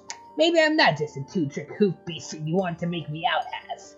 Maybe I just want to give the red and blue thing a rest for a change, and not make it so it's like, oh look, it's that predictable fuck with those 2 stupid colors. It's amazing how much everyone fucking hates him. Maybe red and blue aren't that great, and I hate them suddenly. Have you ever thought of that? Maybe I'm more of an aubergine guy, plus whatever that piece of color is you type with. What is that, turquoise? Maybe it's making me turquoisey. Maybe the new name for that color is Summer Shithead Mist. Have you considered that? But I'm sticking with red and blue, so maybe you should suck on it. Maybe is a stupid word. Maybe that's a big maybe we should all ponder tonight over some hot, shut the hell up tea. So, you think I'm savvy? Yeah, I think so. Pick out whoever you want for the red team, and I'll lead the blue team. I'll send you the download soon. Talk to you later. Wait! Maybe you should tell me more about the game first. How exactly are we saving the world? I don't know yet. I just know that what I've seen in my visions that the world will end and our whole race dies, and this is how we save it. And AA can back me up on this, so don't be all down on me about it. I am not doubting you. I think you're right. Mostly? What does that mean? Well, when you talk about how you're going to die too, I am going to die. But I mean, we all are, but it's especially me. I'm going to get my ass served to me twofold, double the service. Like 2 dudes on Double Butler Island, getting worked over by a Siamese twin masseuse. But before I die, I'm going to go blind like you. It has to happen like that. I'm not sure why, but I think it's like fulfilling some requirement for a true prophet of doom in order for the visions to be right. That has to happen, and the universe will make sure it will. It's kind of like how a prophet earns his stripes by being blind, like how an angel earns its wings. What's an angel? Some terrible mythical demon with these awful feathery wings. Yikes! Paradox Space uses them to usher in the end. How does it know what angel to use? Huh? Sweet Bro and Hella Jeff reference.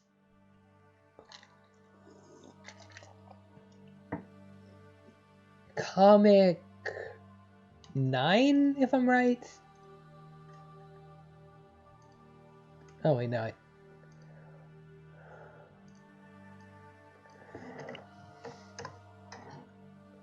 Nope.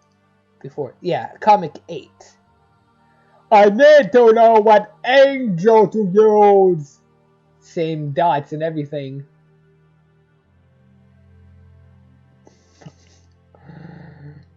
Fucking crazy. Shut the fuck up! So yeah, we will all die, but most especially me. End of story. But don't take this the wrong way, but how can you be totally sure about all that?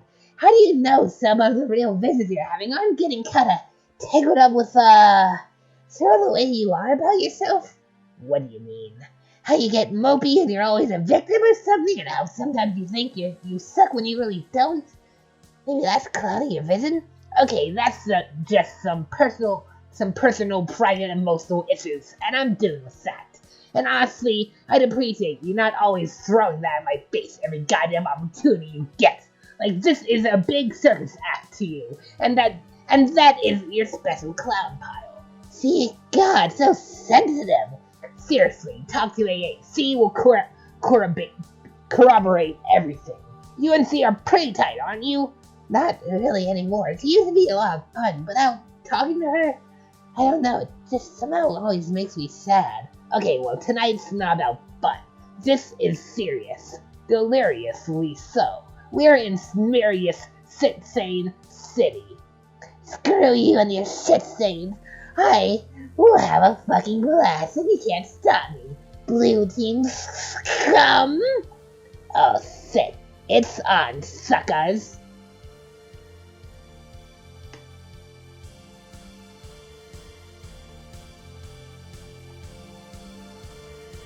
Duke. Okay, that was completely meaningless. What was the point? Whoever you are. So let's deal with Apocalypse Arisen. Alright, time to finally think of a voice for my favorite character.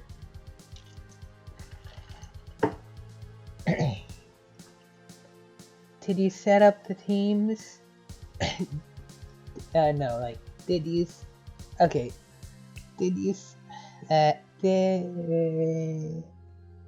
set up the teams? Still working on it, but yeah, more or less. We said I'll be playing soon, and I guess leaving this dimension, that is what happens, right? Yes. So I guess you should be pretty happy when you finally get out of here. I don't know about that. Oh, we at least be able to leave the voices behind?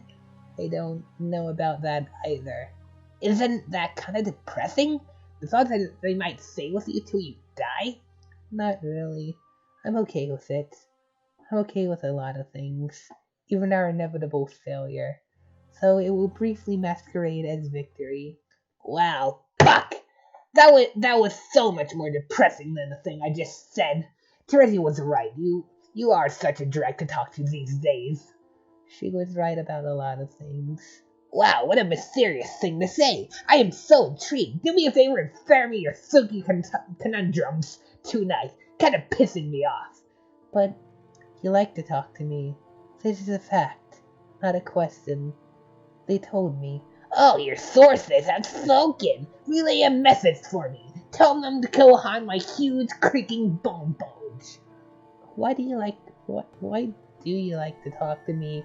Oh, I don't know. Maybe because we are supposed to save the world together. I also talk to you because, in case you haven't noticed, I despise myself and perpetually seek to duplicate the emotional pain, the cacophony of physical pain my hideous mutant brain causes me every day. Oh my god, I just had a breakthrough. Thank you so much for this. It was great. That was a joke. Here, type ha. Ha. Now type it again. Ha. There you go. You are now officially the life of the party. I just took an embarrassing video of you cutting loose there. Boy, I sure hope this juicy nugget doesn't wind up on the internet. So Lex, I actually would like it if you were happy. Okay, thank you for saying so. You seem sad and angry all the time. What does anger feel like? I forgot. Have you ever been angry? I don't remember you getting angry about anything. Maybe I never was. I feel like I was, though, once. Why don't you ask Karkat? He's way angrier than me. For that matter, why don't you get on his case about it instead of mine? I think his anger serves a greater purpose. It's part of his destiny and thus ours. It will help him to sabotage his own designs, which are very much in opposition to the broader purpose, and will sow the seeds of our failure, a failure which will ironically prove to be mission critical. If you think we are going to fail, why would you get mad about that? The voice is sending you down this blind alley the whole time. They never lied, though. This is how it had to be. I have to be brutally honest. So at no point did I ever lie. But through our mission, this game will not save the world. The fuck? And though it is very important even in our defeats, unfortunately, it is much closer to serving as an instrument of our people's demise than that of their salvation. And we 12 will behave simultaneously as the pawns and the orchestrators of the great undoing.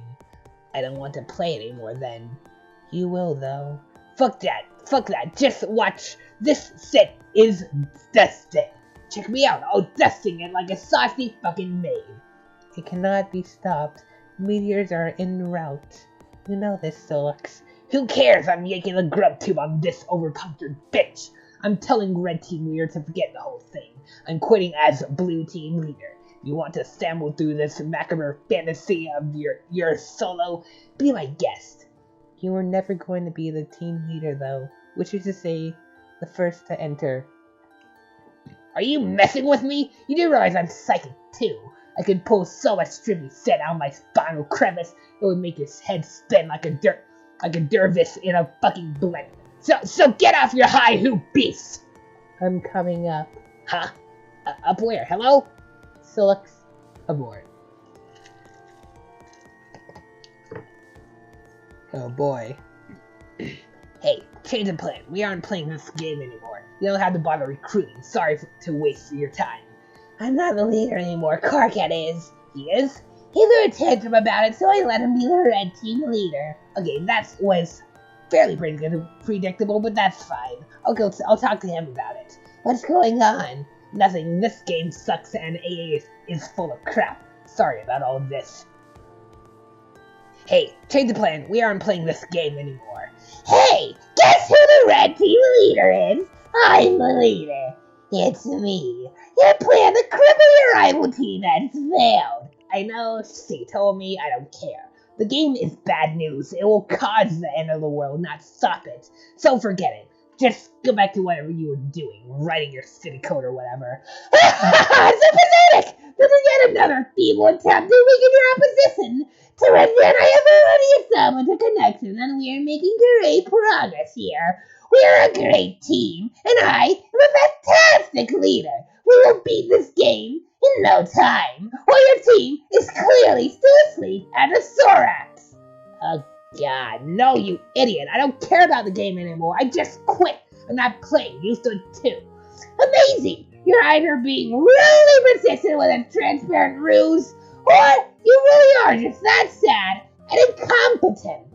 In either case, these are my respect or my friendship. In fact, you know what?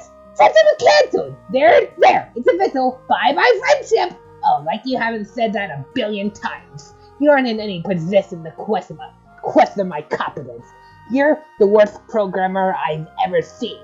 You don't know anything about computers. Why do you bother? The only thing you're good at is yelling and making huge mistakes, and being ugly and horrible in every way, and having stupid little nubby horns. To be honest, I don't see anything great about you programming or hacking. What is a hacker even? Just a smug asshole in movies doing fake things and making up words. It's not even a real thing to be. It's just some bullshit entirely gamer zone, so you can feel just a tiny bit less loathsome. Oh no, more childish burns. I don't have to prove anything to you. I'm a great hacker, period. No, it's also clear now. You were a fraud all along. What is all this nonsensical code you wrote even do? It's all nonsense, like a bluff. You just say, oh, Karka would never understand what I wrote this bullshit because he's too dumb to figure it out. Well, you're busted. These viruses here, I bet, do nothing at all. Wait, KK, I bet if I ran them, nothing bad would happen. Might even improve my computer performance. No, don't. How about this idiotic program with the red and blue code? Which is a meaningless thing to do with code anyway. What does that even mean? It's another one of your scams. Why not sneak some bad clip art into the files too and pretend that's code? Oh God, no, don't run that. I'm serious. What would happen? I'm not sure, but it would be really, really bad if you ran. Just don't. Aha! Just as I thought. You can't even come up with a good line when I press you on it. Your bluff has been called. Compiling as we speak, and we want to run when it finishes. And now I have to go attend to something outside, because the rest of you are doing something just unspeakably stupid right now. Whoops, forget I said that. It was privileged information. You are the dumbest grub fucker on the planet, I swear. Later, douchebag. KK, do not run that code. Hello? Carcinogenesis computer exploded. Oh my god.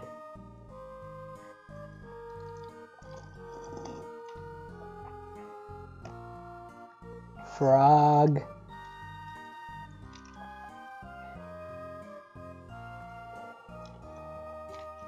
You're highly startled by the totally unexpected explosion. Oh boy. Karkat and his friends and everyone they would ever meet thereafter would experience great misfortune on account of the curse unwittingly implemented through Solix's esoteric Mobius double reach-around virus. Every troll's Lucis would soon die. All but one of their kernel sprites would be prototyped with a dead Lucis, each prior to entering the medium. Upon entry, they would each have a bittersweet reunion with the creature after the kernel sprite hatched, triggering the sprite's metamorphosis. For the first time, the trolls would be able to have verbal conversations with their custodians and would be guided by them along their journeys. Unfortunately, the underlings and warring roller team would gain the benefit of the monstrous prototyping as well. Each sprite, except for one, would only be prototyped once. The players would learn quickly that while one pre-entry prototyping per player was absolutely necessary for ultimate success, additional pre-entry prototypings merely empowered their enemies unnecessarily. Fuck, I was about to explain something. Okay. Anyway, so it says that they all have bittersweet reunions with their frickin' Luci after the prototypings, right? Well,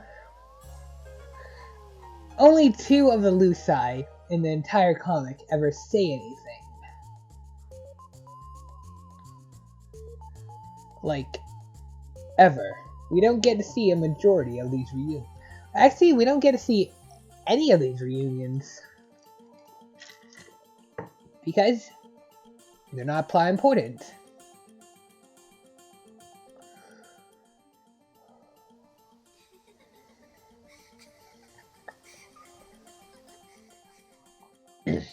And here's Gamzee's Lucis. The game has no explicit rule that demands something dead for prototyping, but in practice, the kernel sprite has particular attractions to the deceased or the doomed. Across every session ever played, exceptions to this pattern are extremely rare. Solix's Lament.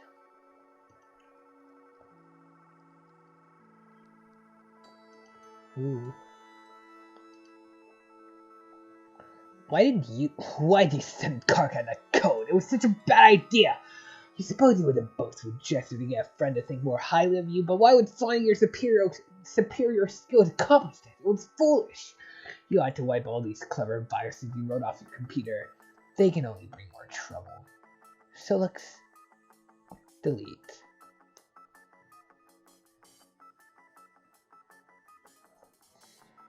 While deleting your virus folders, you pause in one oddball file you have lying around. You did not write this virus, you copied it from an obscure server far beyond your planet's global network, so that this application is running on that server perpetually. It is an extremely simple ASP program. Its main loop is tied to the lifespan of the universe.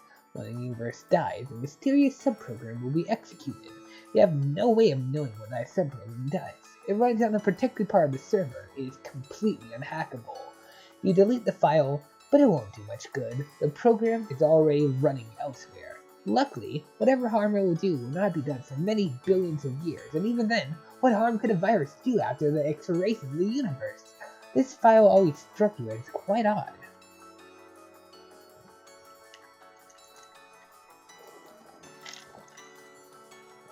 this code.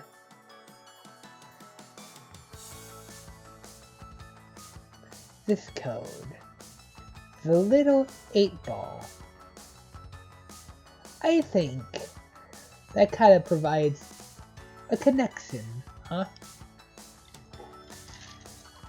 And I think it's very obvious that that connects to the intermission. This is the first real direct connection to the intermission. And there's going to be more of those in the troll session. But Solux, even with his vision twofold, does not have the perceptional luxuries of our vision omnipresence. When executed, the sub-program will summon an indestructible demon into the recently voided universe.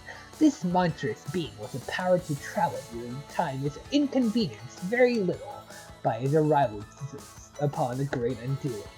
He has the entire cadaver of the expired universe to pick apart at his whim, from its birth through its swelling maturity and tapering decay. In the reality he is known to have marked for predation, he will go about assembling followers through various epochs, even going as far as personally establishing the parameters for its future summoning. Solux could know that the virus is essentially a formality.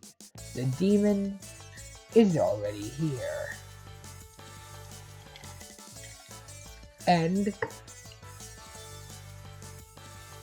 there are 2 members of the Felt we don't know about at the moment.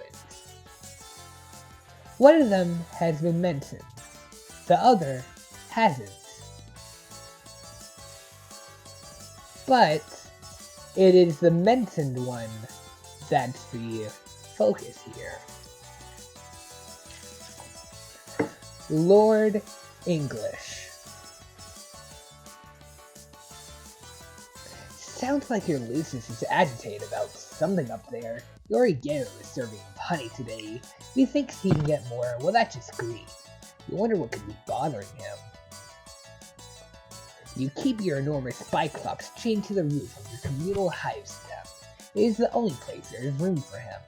Dueling with him on the roof during feeding time is a daily ordeal. This is a unique type of hive. It's basically a tower where multiple trolls have their little hives like stemming off the sides of it. So the whole thing doesn't belong to Solux, only like a portion of it. Like this, any of these.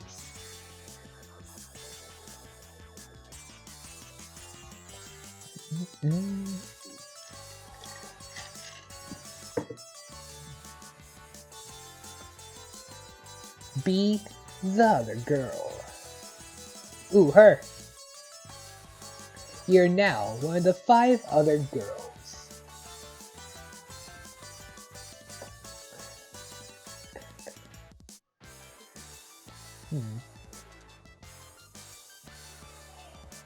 Frick. What now? Okay, where am I? Here? Yeah, I think. Boop. Whoa! It looks like Jade's house, and it has fanciful curtains and earth-like greenery surrounded by sand and another frog temple.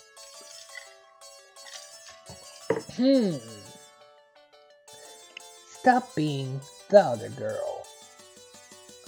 You are now no longer the other girl, or any of the other 5 for that matter. What's the name of this dude sitting in his 4-wheel device? Enter name. Your name is Tavros Nitram. You're known to be heavily arrested by fairy tales and fantasy stories. You have an acute ability to commune with the many creatures of Alternia, a skill you have utilized to capture and train a great many. They are all your friends, as well as your warriors, which you pick in battle through a variety of related card and role-playing games.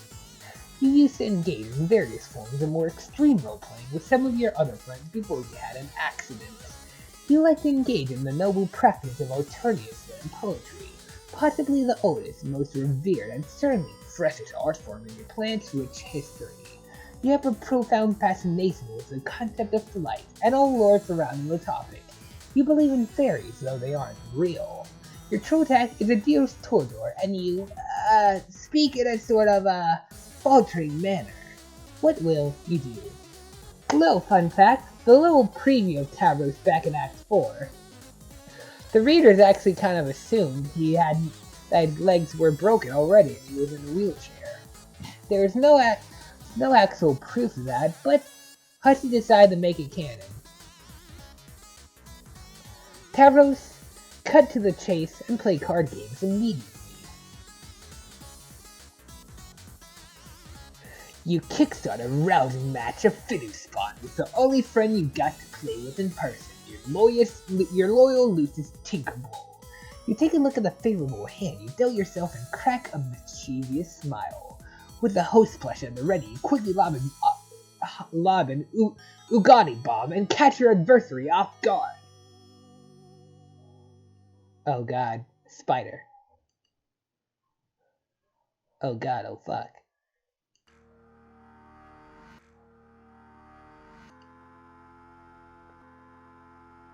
This is disgusting.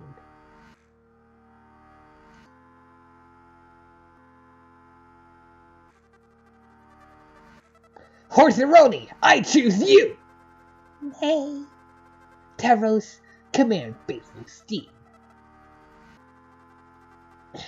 Winnie. Oh dear god. With a brooding whinny, Horseroni. Oh, brooding. Whinny. With a brooding whinny, Horseroni shovels its mighty hooves and makes short work of the fiddle sucker, boosting its vitals. Horseroni is now primed and roaring for battle. Look out, Tinkerbell! Tavros, Horseroni, Spawntech, slumber buddies. You use your awesome bestial communion abilities and bend the ferocious stallion to your whim. Tinkerbell can't stand the suspense. Nap time! Everybody wins. Horseroni gains a bunch of levels. In no time, he will be ready to breed and you can put him out to stud. Oh, fuck, what? Hot take. Tavros is adorable. Okay, maybe not hot take. Even if Tavros is kinda hated by some people, he is undoubtedly adorable. Good game, everybody. That was a lot of fun.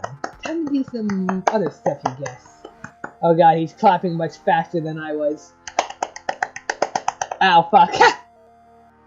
Tavros, roll up your ramp.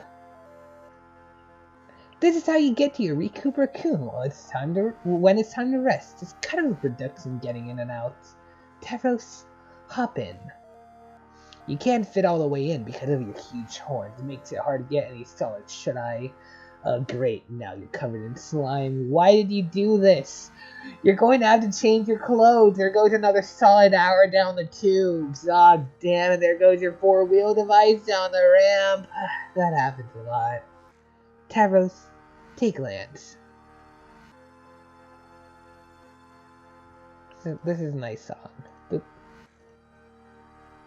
After a major cleanup rigmarole and a lot of crawling around your respite block, you equip your jousting lance.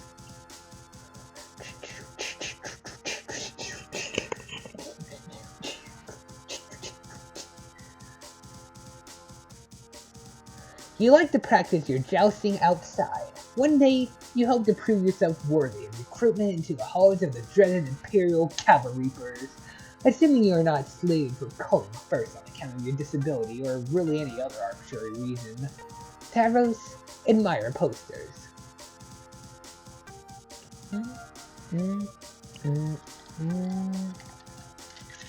Oh god, oh fuck, it's Madame Controversial herself. You go over to your favorite poster featuring Pupa Pan, which is your favorite thing. You have always fantasized that one day a intrepid young pupil would come and take you away. And together, you'd fly to a beautiful paradise planet of legend that has all sorts of fictional stuff like pirates, a treasure, a cruel villain with a missing arm and a missing eye, and these weird aliens called Indians. You have left your window open since you were very young, just in case people stop by tonight and decide to splash a pinch of special stardust in your face. You have had this interest far prior to your incident, to your accident. Being paralyzed isn't what made you want to be able to fly. That would be dumb. That would make no sense.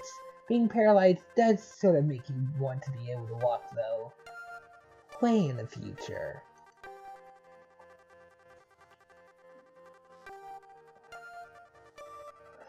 Over the course of your long journey, at one point, you're fitted with a cool pair of robo-legs. The guy who likes to build robots built them for you.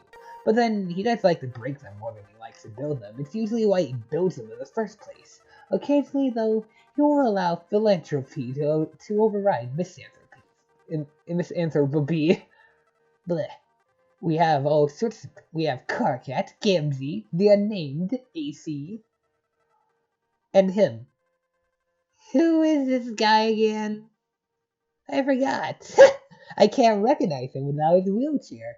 He looks much more charming, handsome, confident, not disabled.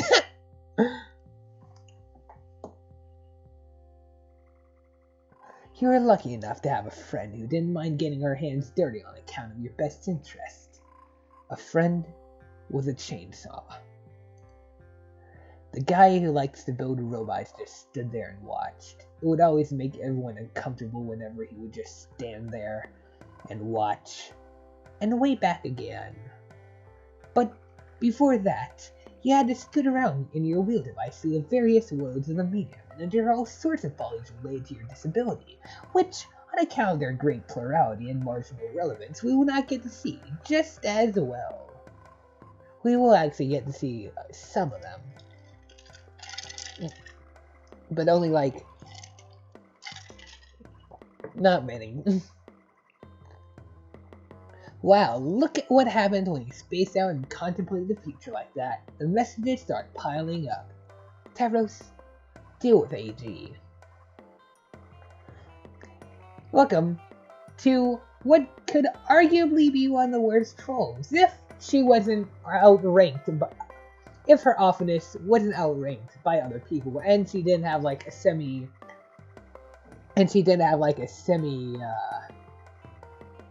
whatever it's called, like, repentance arc?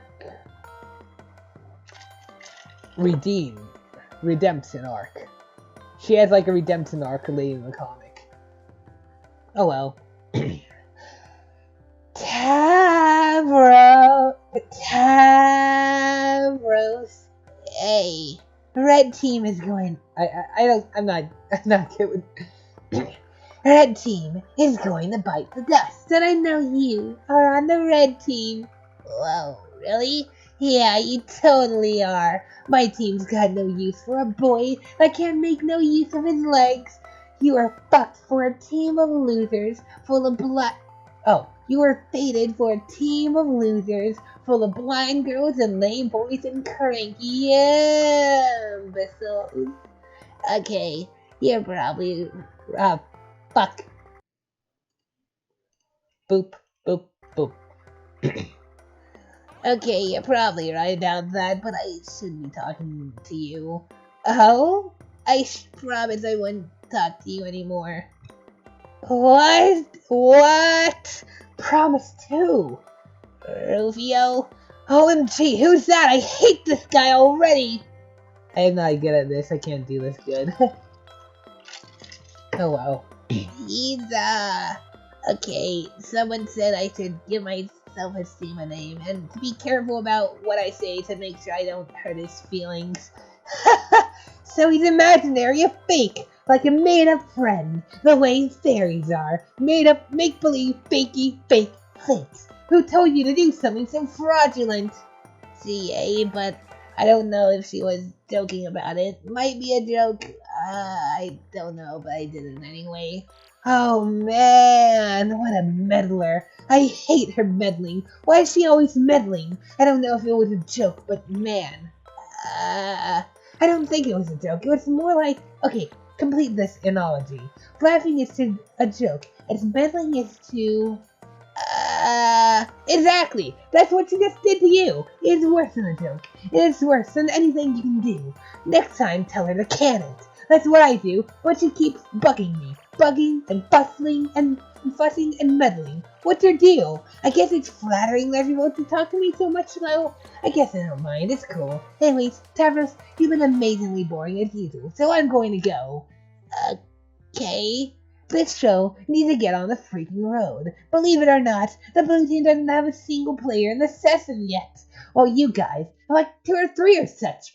Unbelievable. I wonder what the holdup is. So well, let's face it, you guys need the head start. Okay. Anyway, good luck to you. It will be just like old times. Link. Adios. Adios, Torsnor. Bye. Frick. Tavros, Rapples TC. Motherfuck my brother. I'm so sorry, I kinda zoned out there. Hi, that's okay. I wasn't expecting you to not be zoned out for any reason, so I guess I don't understand your apology. Alright, fuck yeah, it's all good anyway. I just zoned out when I was supposed to be all about being to tell you you're all on my team. Yeah, the red team you mean? Shit, motherfucking yeah, my wicked motherfucker! Honk honk honk! Okay, that's great. I just heard about this from someone I don't want to talk about, but it still basically qualifies as good news. Honk honk honk honk honk! Haha, fuck, you stole my fucking nose, bro. What got you even up the gumption to all fucking do a shit like that? I don't know, it's just kind of the obvious thing to do. Stick the circle in front of the dots and behind the bendy one, but yeah, my horns, frick. God, I'm so close to the end.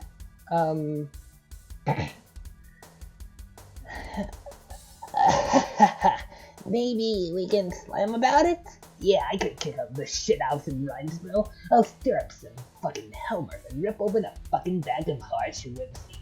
Yeah, you can talk about the clown things, which I don't really understand ever, but that's okay because it's cop. Why? Boop.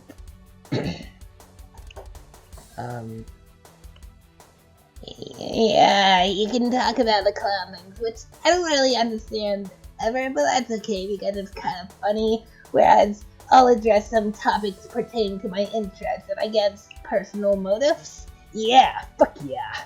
That'd be how the shit's all usually up and fucking locked, bro. But first, here's the thing with the game. Oh yeah, I almost forgot about the red team game. Yeah, okay, if I remember right, this is how we're juggling this shit. Like the fucking balls in the air. Terezi's connected to Karga, so he's fucking chill. I'm supposed to connect to her soon to get her all chill too. But she's in the woods doing something. When she comes back, she starts playing, so in the mean motherfucking time, I'm supposed to get you to connect to me. But I fucking spaced out and forgot. Cause I guess I was way too motherfucking chill while up in this shit. Yeah, I understand. So just download this motherfucker I'm saying you so we can kick this bitch down the stairs. Okay, I'll do that, and in the meantime, shall I cue up the strict beats? Brother, now you all fuck up and done. Fucking up done it. You're fucking real deep in a big sloppy massacre pie topped with motherfucking whipped rhyme.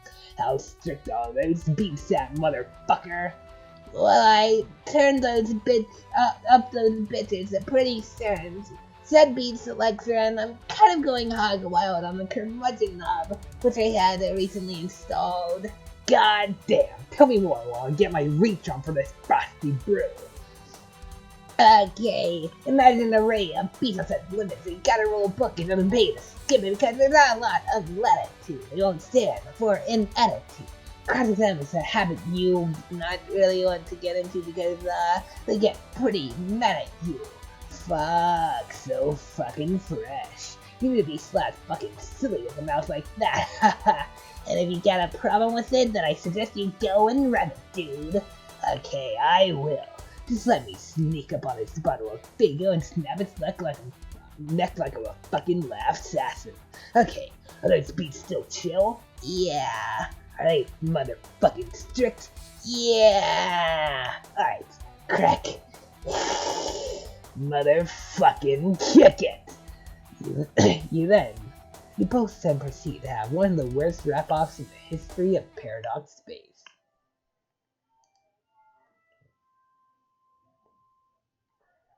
You make your way through the burning woods to meet the Lucis you never had.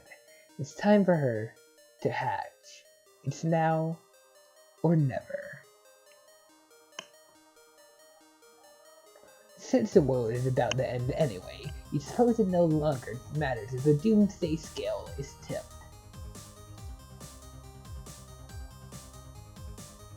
The counterweight is the skull of an ancient mother grub, slain thousands of weeks ago.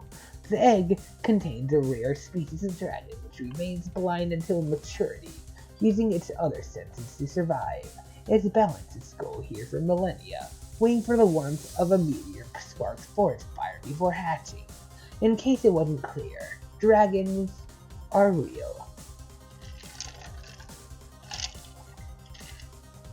While she slept in her egg, she would communicate with you in your sleep. After your accident, she would use your dream to teach you to detect the world around you without vision. As you learned, your dreams became more vivid, where before there was darkness, odors and flavors painted a striking picture. You found yourself surrounded by bright honey walls, and in the sky was a huge tasty ball of cotton candy, which is a sweet troll delicacy we wouldn't know anything about. The first time you caught a glimpse of this world in your dreams, there was no turning back. The young Lucis would take to the sky and probably get herself killed. This would be much more shocking, maybe a little bit more sad if we didn't know it was going to happen. We already knew this, but of course, you didn't.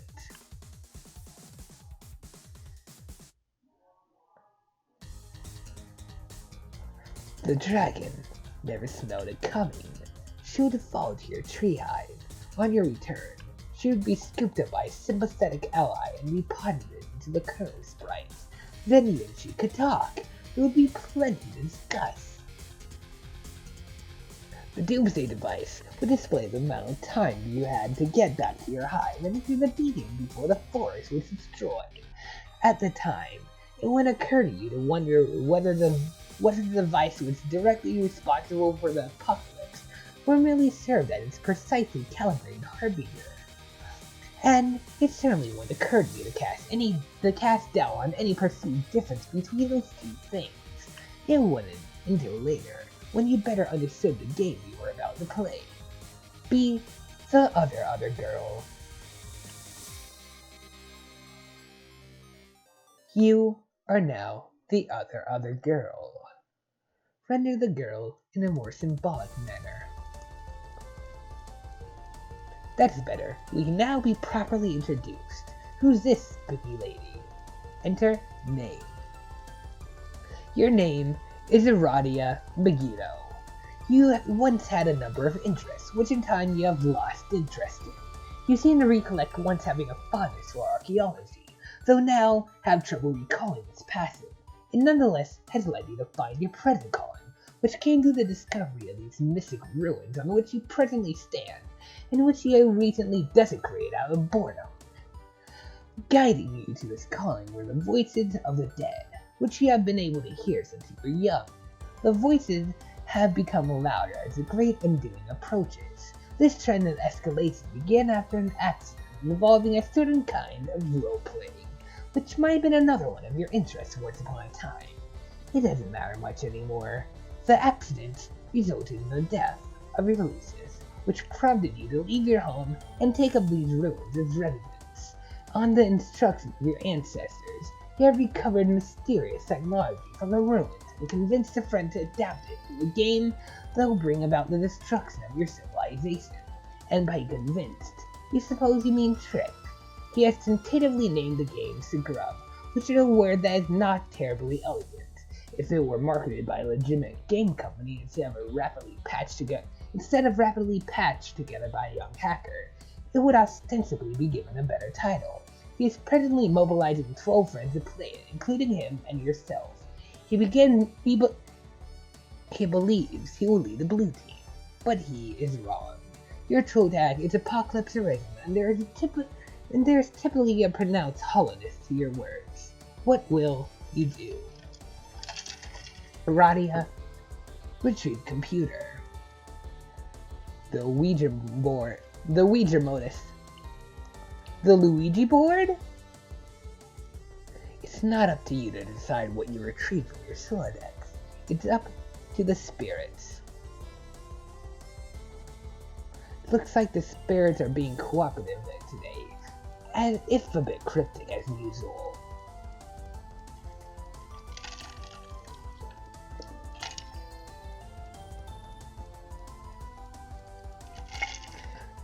Who's this douchebag?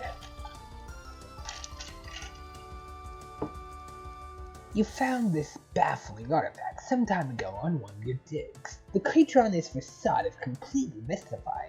You have taken to using it as your primary computing device on account of its bizarre novelty, as well as convenient portability. Oh, look who's bothering you again.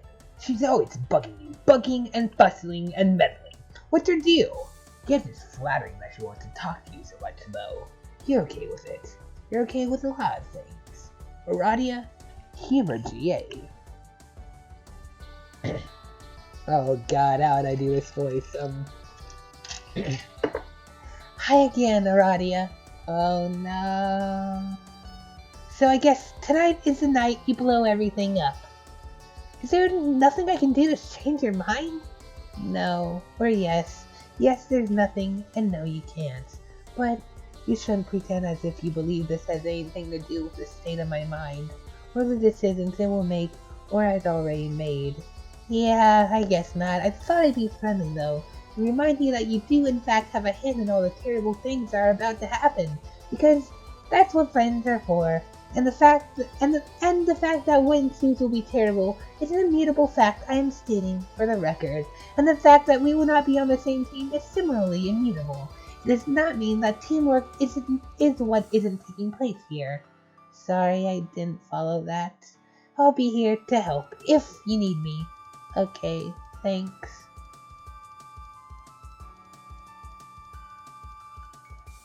Tick tock, tick tock, tick tock. Waiting for the apocalypse is so boring. Guess you'll check on Solux to see how he's coming along with those teams.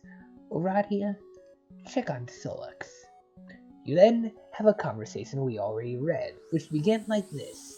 Did he set up the teams? And ended like this. I'm coming up, and then you went up. Radia, go up. Oh fuck. The Biclops.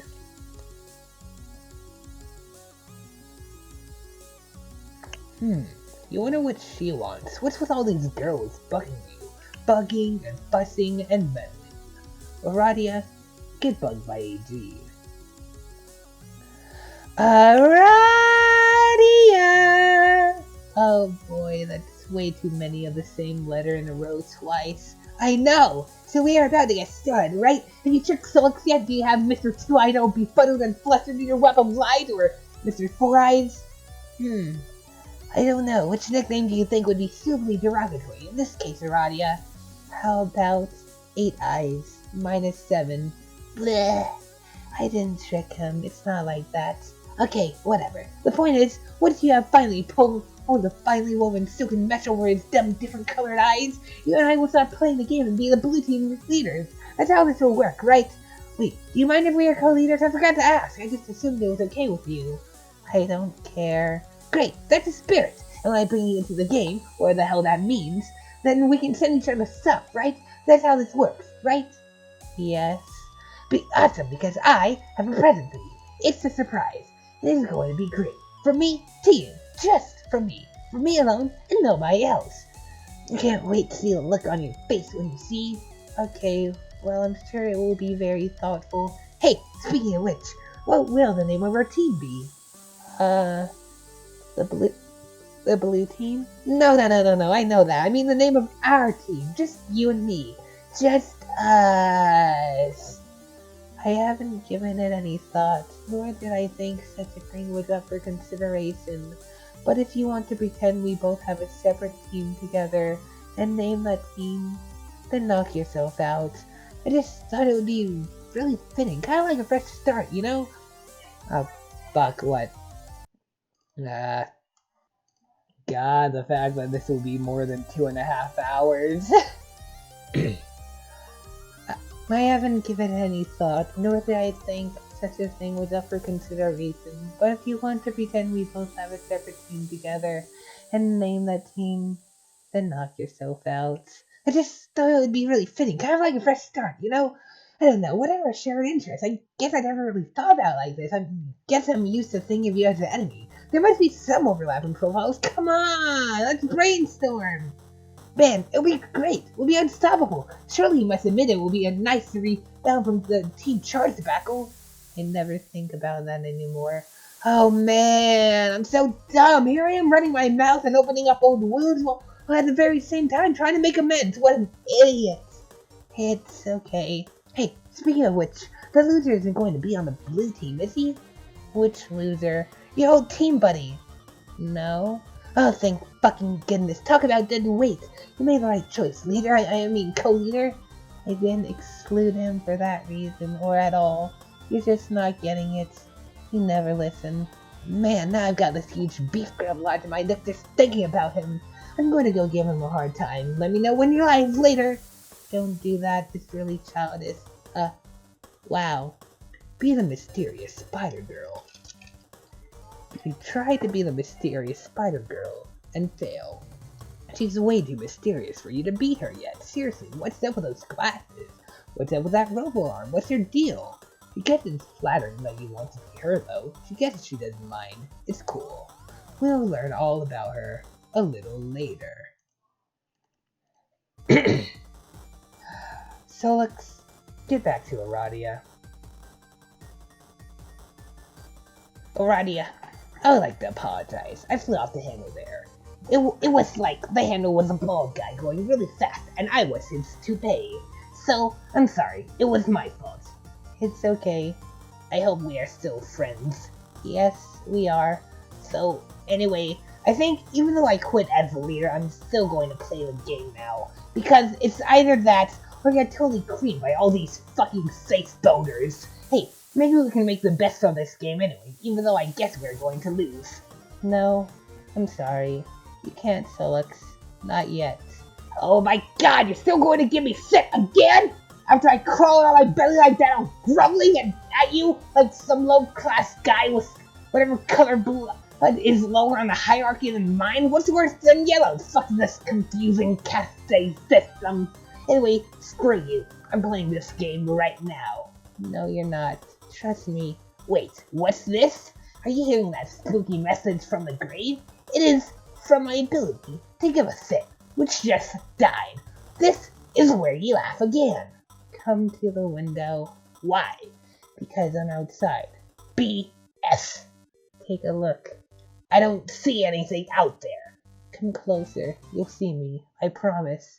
God, I am just bulge deep in the fecal matter of a wildly incontinent hoof beast. But okay, I'll indulge you. Here I go. So look out window.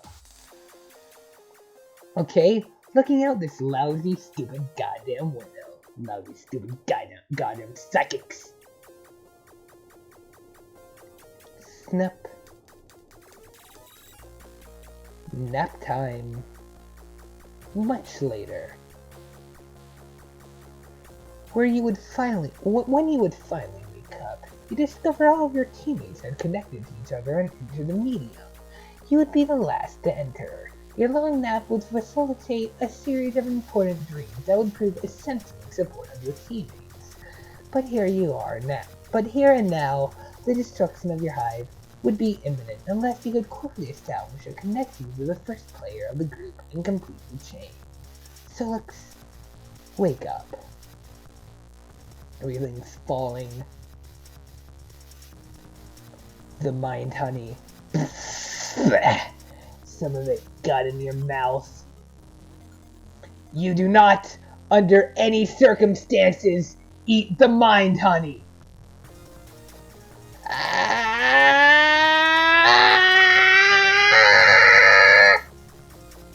And finally, that's the end of the reading session.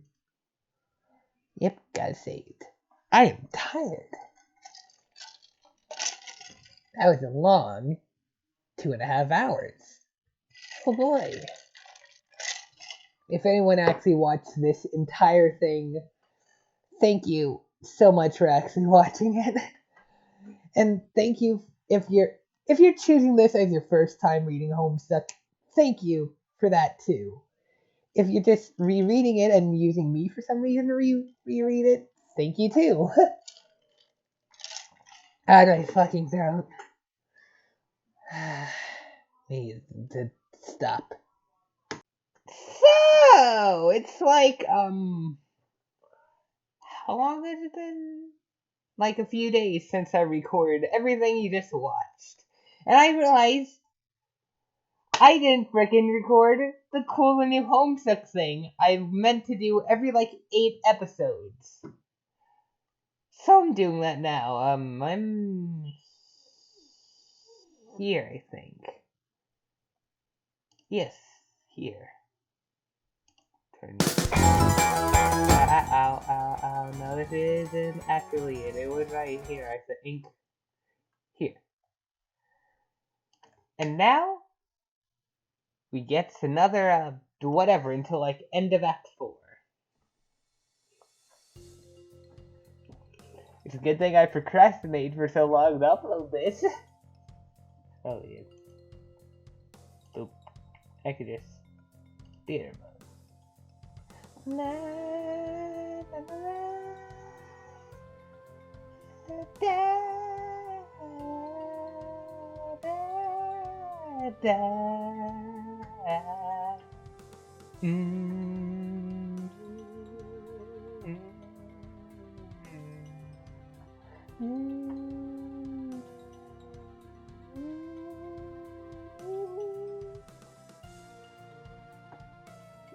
Is this just like a filter, actually?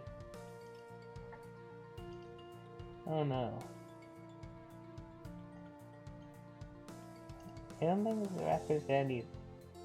Oh. Never mind. Frick. Homestuck is honestly really great. Even though slow at times, I don't know, it's just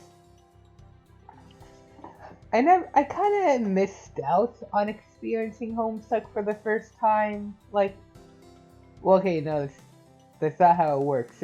I had to experience I missed out on experiencing Homestuck when it was still updating. Like, I never really got into. Okay, so basically, when Undertale came out, I found out Homestuck was a thing, and I was like, I watched like a little bit of it. I mean, okay, I watched the friggin' Voxus thing of it. Voxus dub up until around like halfway through Act 3. Then I kinda got bored and stopped. Then, late 2017, I decided, hey, I'll give it another shot, and I gave it another shot, and I finished it. Really good. And now that Homestuck 2 is happening, I'm finally experiencing a legitimate update, you know? Although I'm not quite there yet. Fuck. I promise when I start reading Homestuck 2 in these videos, I will cover the bonus updates. Because I am subscribed to the Patreon. Look at that little John. John's adorable. I love John. I want to pet that spiky hair and get severe bleeding. Okay, it's not that spiky. Yeah. Anyway, it's not Fire!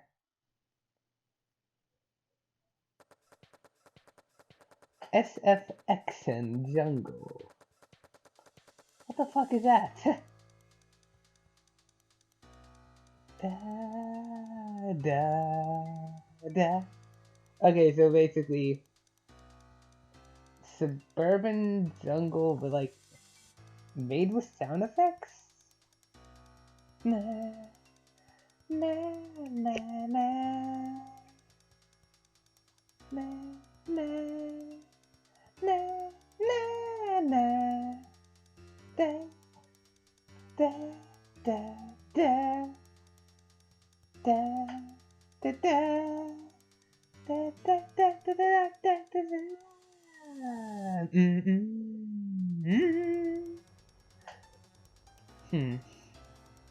Honestly, so I've probably mentioned Cool New Webcomic before on here, right?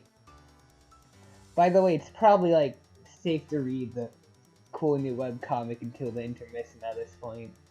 Like, probably a good way through Act 4 to see. You know what? Fuck it, just. Cool New Webcomic is a good comic. It's like. It actually captures the charm of Homestuck, despite being so different.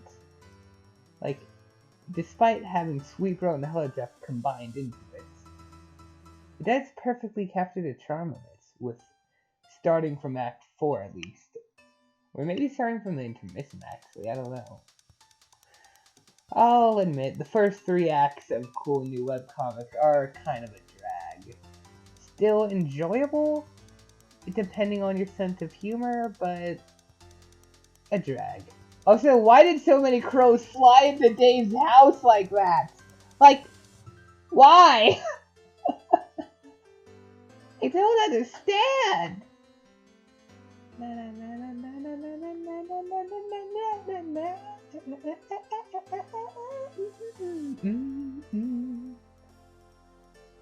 Da, da.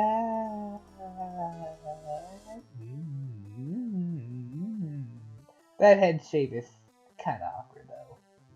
Not gonna lie.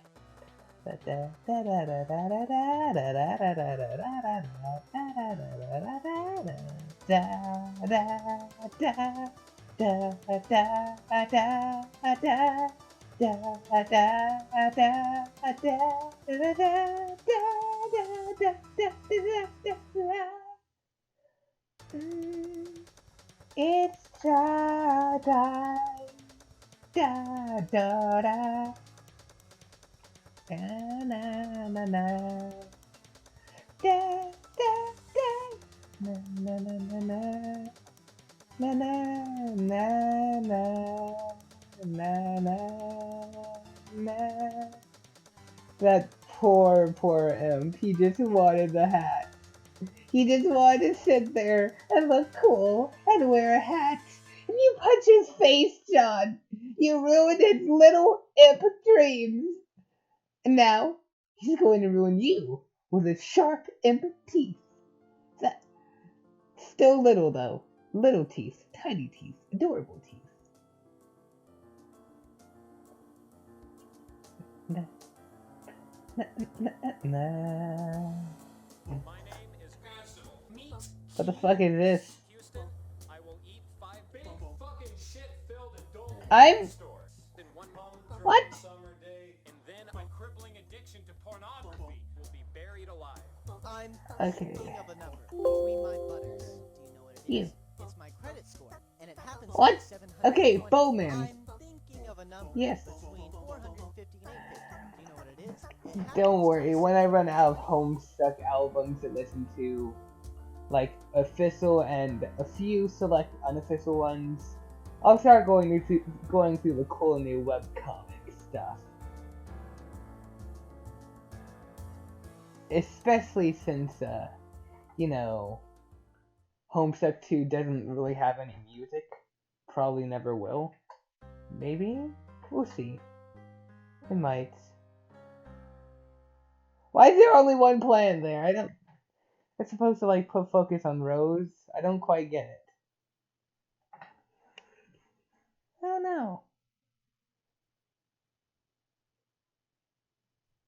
Oh! Okay, that's why. I'm dumb.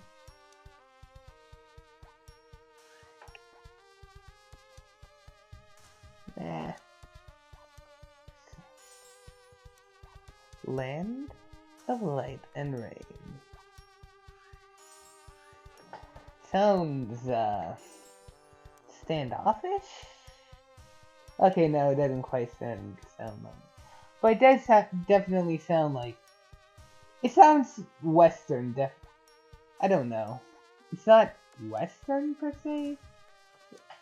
But I wouldn't say it's fully Mexican or Spanish, if you will. Haha, obscure joke. Haha. But yeah, I don't know.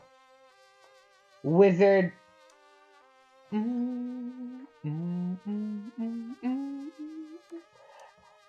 This is kind of like the period where I comment. I guess this is basically me doing a podcast. I don't know if I ever will do a podcast because I don't have a lot to talk about. But it's close to doing a podcast. I mean, hey, I guess I could do like commentary on some of the stuff I make and do something like a podcast. Gate 5? Oh my. Never noticed the Gate 5 thing there. Okay, well that's pretty cool. Gate 5, Gate 5. Yeah. It's a shame John would never get to see Jade. Until, well, I mean, at least, okay, John does get to see Jade, but not for a good while, no.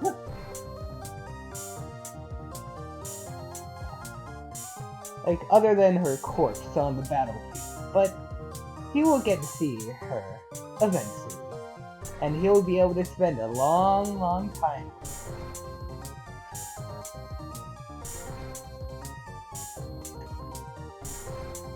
But I don't want to say any more because that's kind of spoiler territory. I fucking love Atomic Evil Empire. Seriously, it's a fucking great song. It needs more covers. Ah.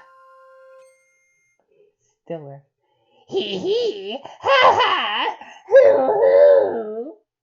I can't wait to voice Lil Cal. But not really Lil Cal. Just Lil Cal's true identity.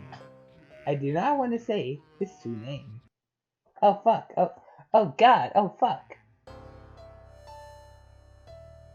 Oh god. Da da da da da da da da. There we go. It's all better. This song, Durst.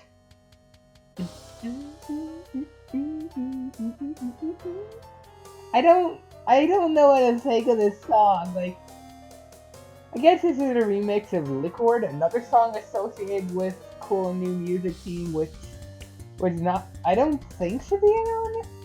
Yeah, it like originated before this, I think. I'm not sure. But it's just weird. Well, why is it Origin? Yeah, actually, that sounds kind of nice. A lot more chaotic, though.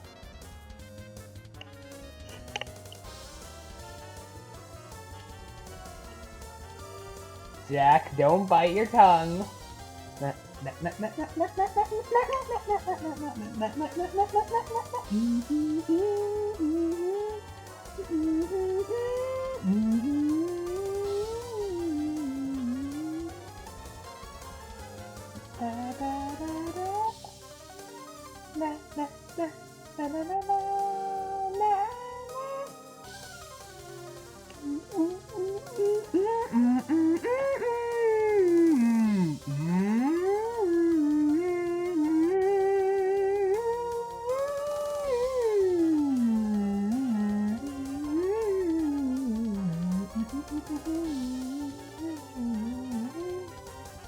Be still.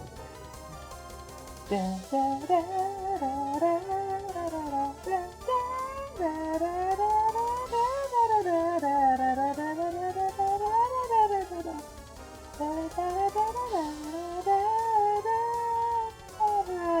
don't know this. But yeah. Jack time. Your name is Jack Noir. Your name is the Sovereign Slayer. I think that was... What was the name of him? Like, as a clown. Before the big plot twist happens. Which we won't see for a while. Because there's still another player to enter. Another prototyping to be made.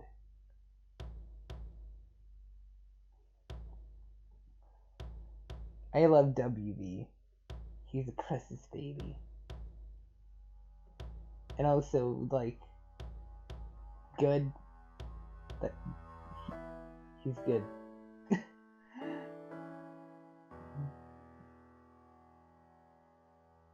Grass.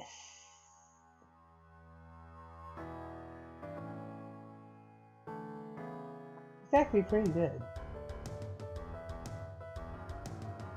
Oh. Well, and I just remembered something. Checkmate. Should I use Stillmate instead, since there's already a song called Checkmate? Cool new music team eats filler names for breakfast. Your food!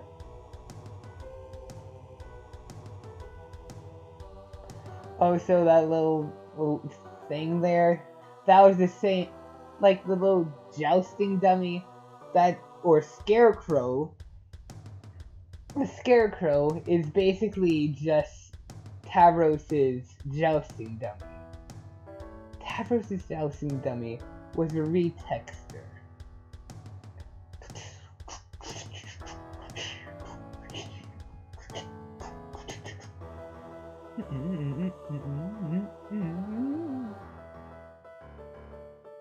Hit him. Oh boy.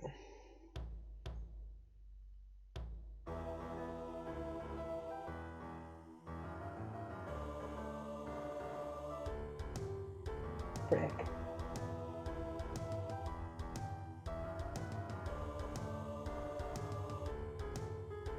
He dons the crown.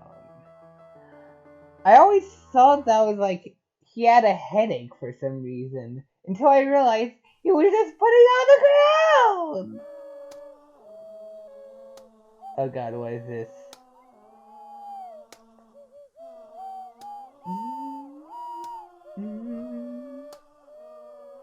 How do I Oh dear god. get through one night without you? Oh dear god. If I had to live without you, Oh god, oh fuck. what kind of life Fine, would but that that be? was, Oh, and and then I I need you in my arms, need you to hold. hold. You're my You world, are my heart, my soul. soul. If you If ever you leave, ever leave, baby, baby, that would take away away everything everything good good in in my my life.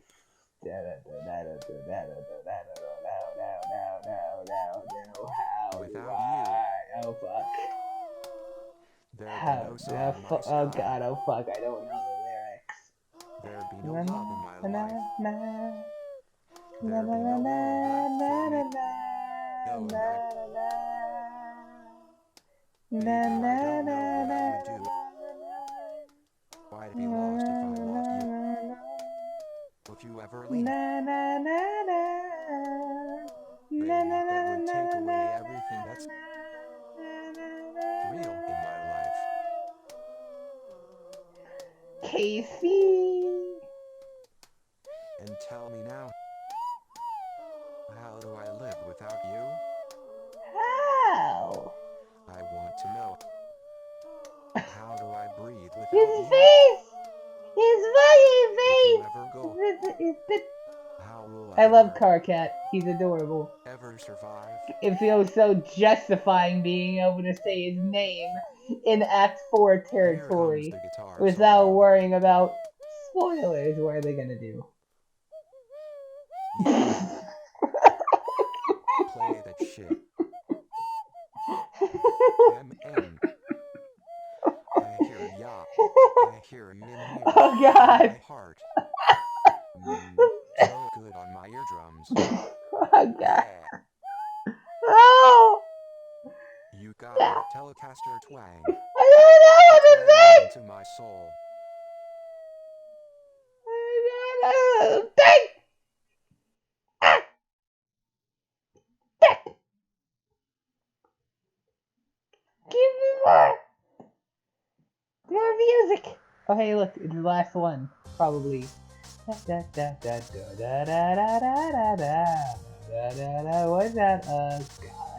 smut up it.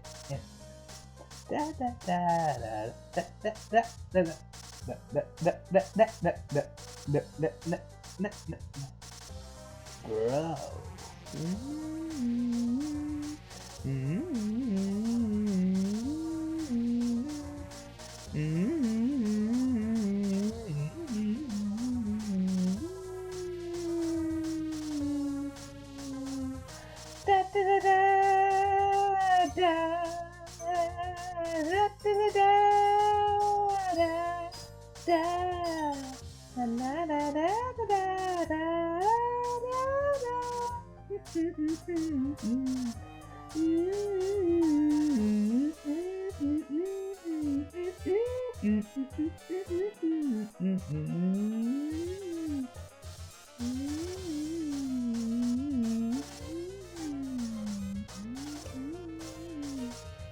There goes everyone.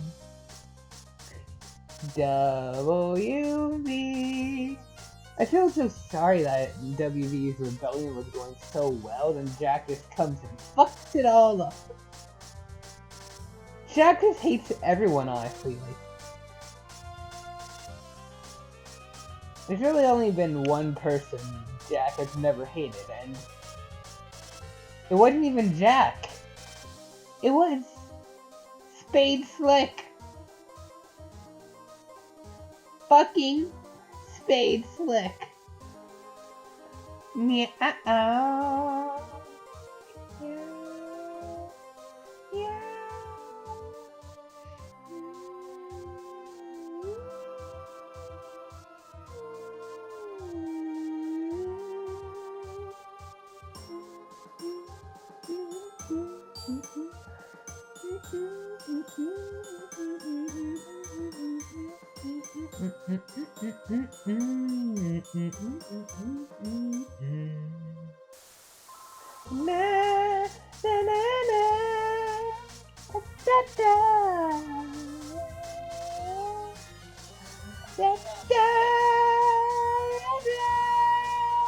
I like that realistic chain though, that's really good art. Da da da da da da da da da da da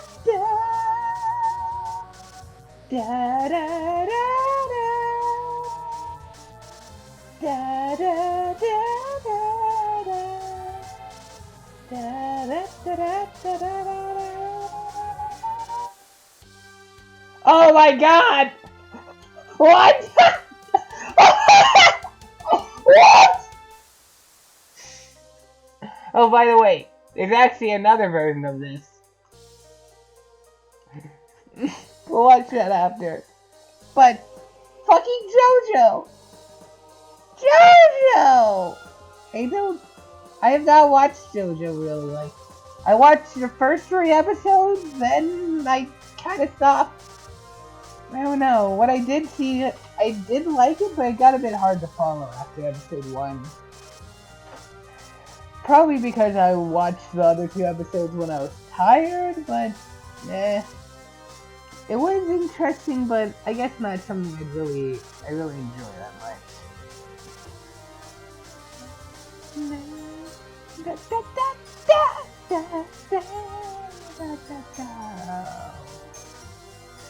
Everyone has their own item. Fucking Kid Grandpa has a goddamn double pistols. I do really like that wraparound backpack one. Really does signify that we are a good bit into the comic. Descend is the quarter mark. There's still another 3 quarters to go. Alright, pause. Act 5 will happen next time.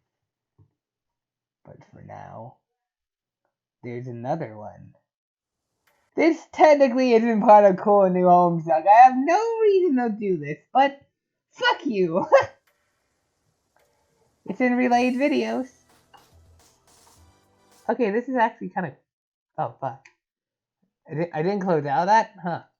Oh, I did. Nah. I don't care. Boop. This is the song that's actually used in Cool New Webcomic in one of the flashes. In the end of Act 4 animation. Da, da. Honestly, it works better with how it's used there because there's like audio editing and visuals. It doesn't exactly sync up here, but I guess it's kind of weird because it works fucking perfectly in Cool New Webcomic, while yet when it's synced up with the original thing it was actually meant to fit with, it doesn't sync up as well. It's weird.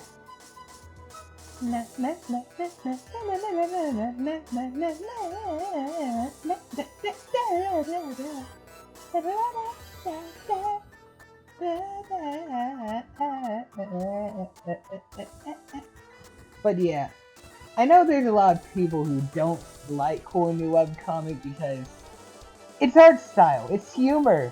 Not a lot of people can really get into it. It's like Sweet Bro and Hella Jeff style. It's just not like compared to, if you compare the Sweet Bro and the Hella Jeff style stuff to the actual normal characters, the Sweet Bro and the Hella Jeff far outweighs the normal stuff.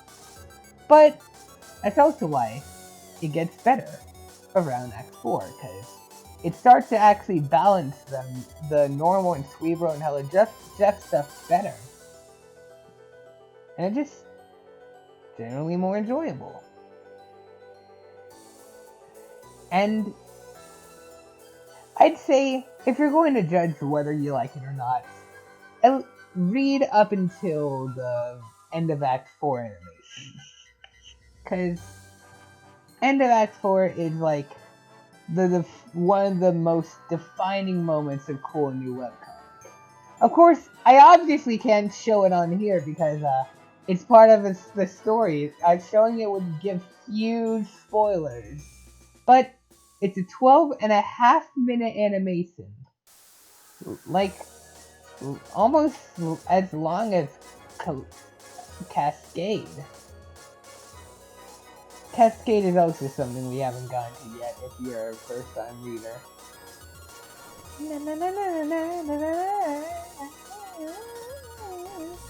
But yeah. There's just so much. I don't know.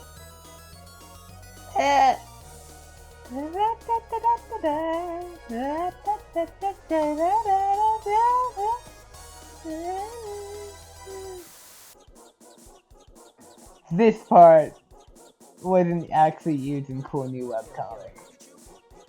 But yeah, it's weird. Yeah, see, that part doesn't sync up well, but yet in Cool New Webcomic, it fits perfectly. It's really weird. It's like the person who made this knew. Who did make this? Starlight Calliope. God, I've been saying it Callio for so long and realizing it's actually pronounced Calliope. Frick. Yeah.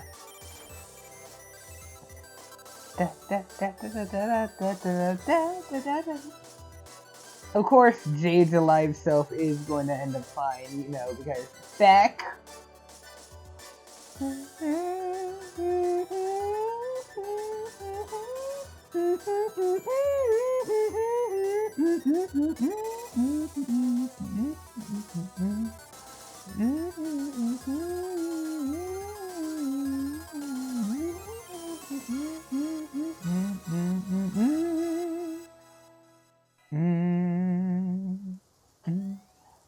yeah. Now would be the perfect time to start reading cool new webcomic if you haven't. The end of Act 5, Act 1 animation is coming within either this month or next month for definitely. Although, by the time anyone actually watches this, it likely will have been out for a good while.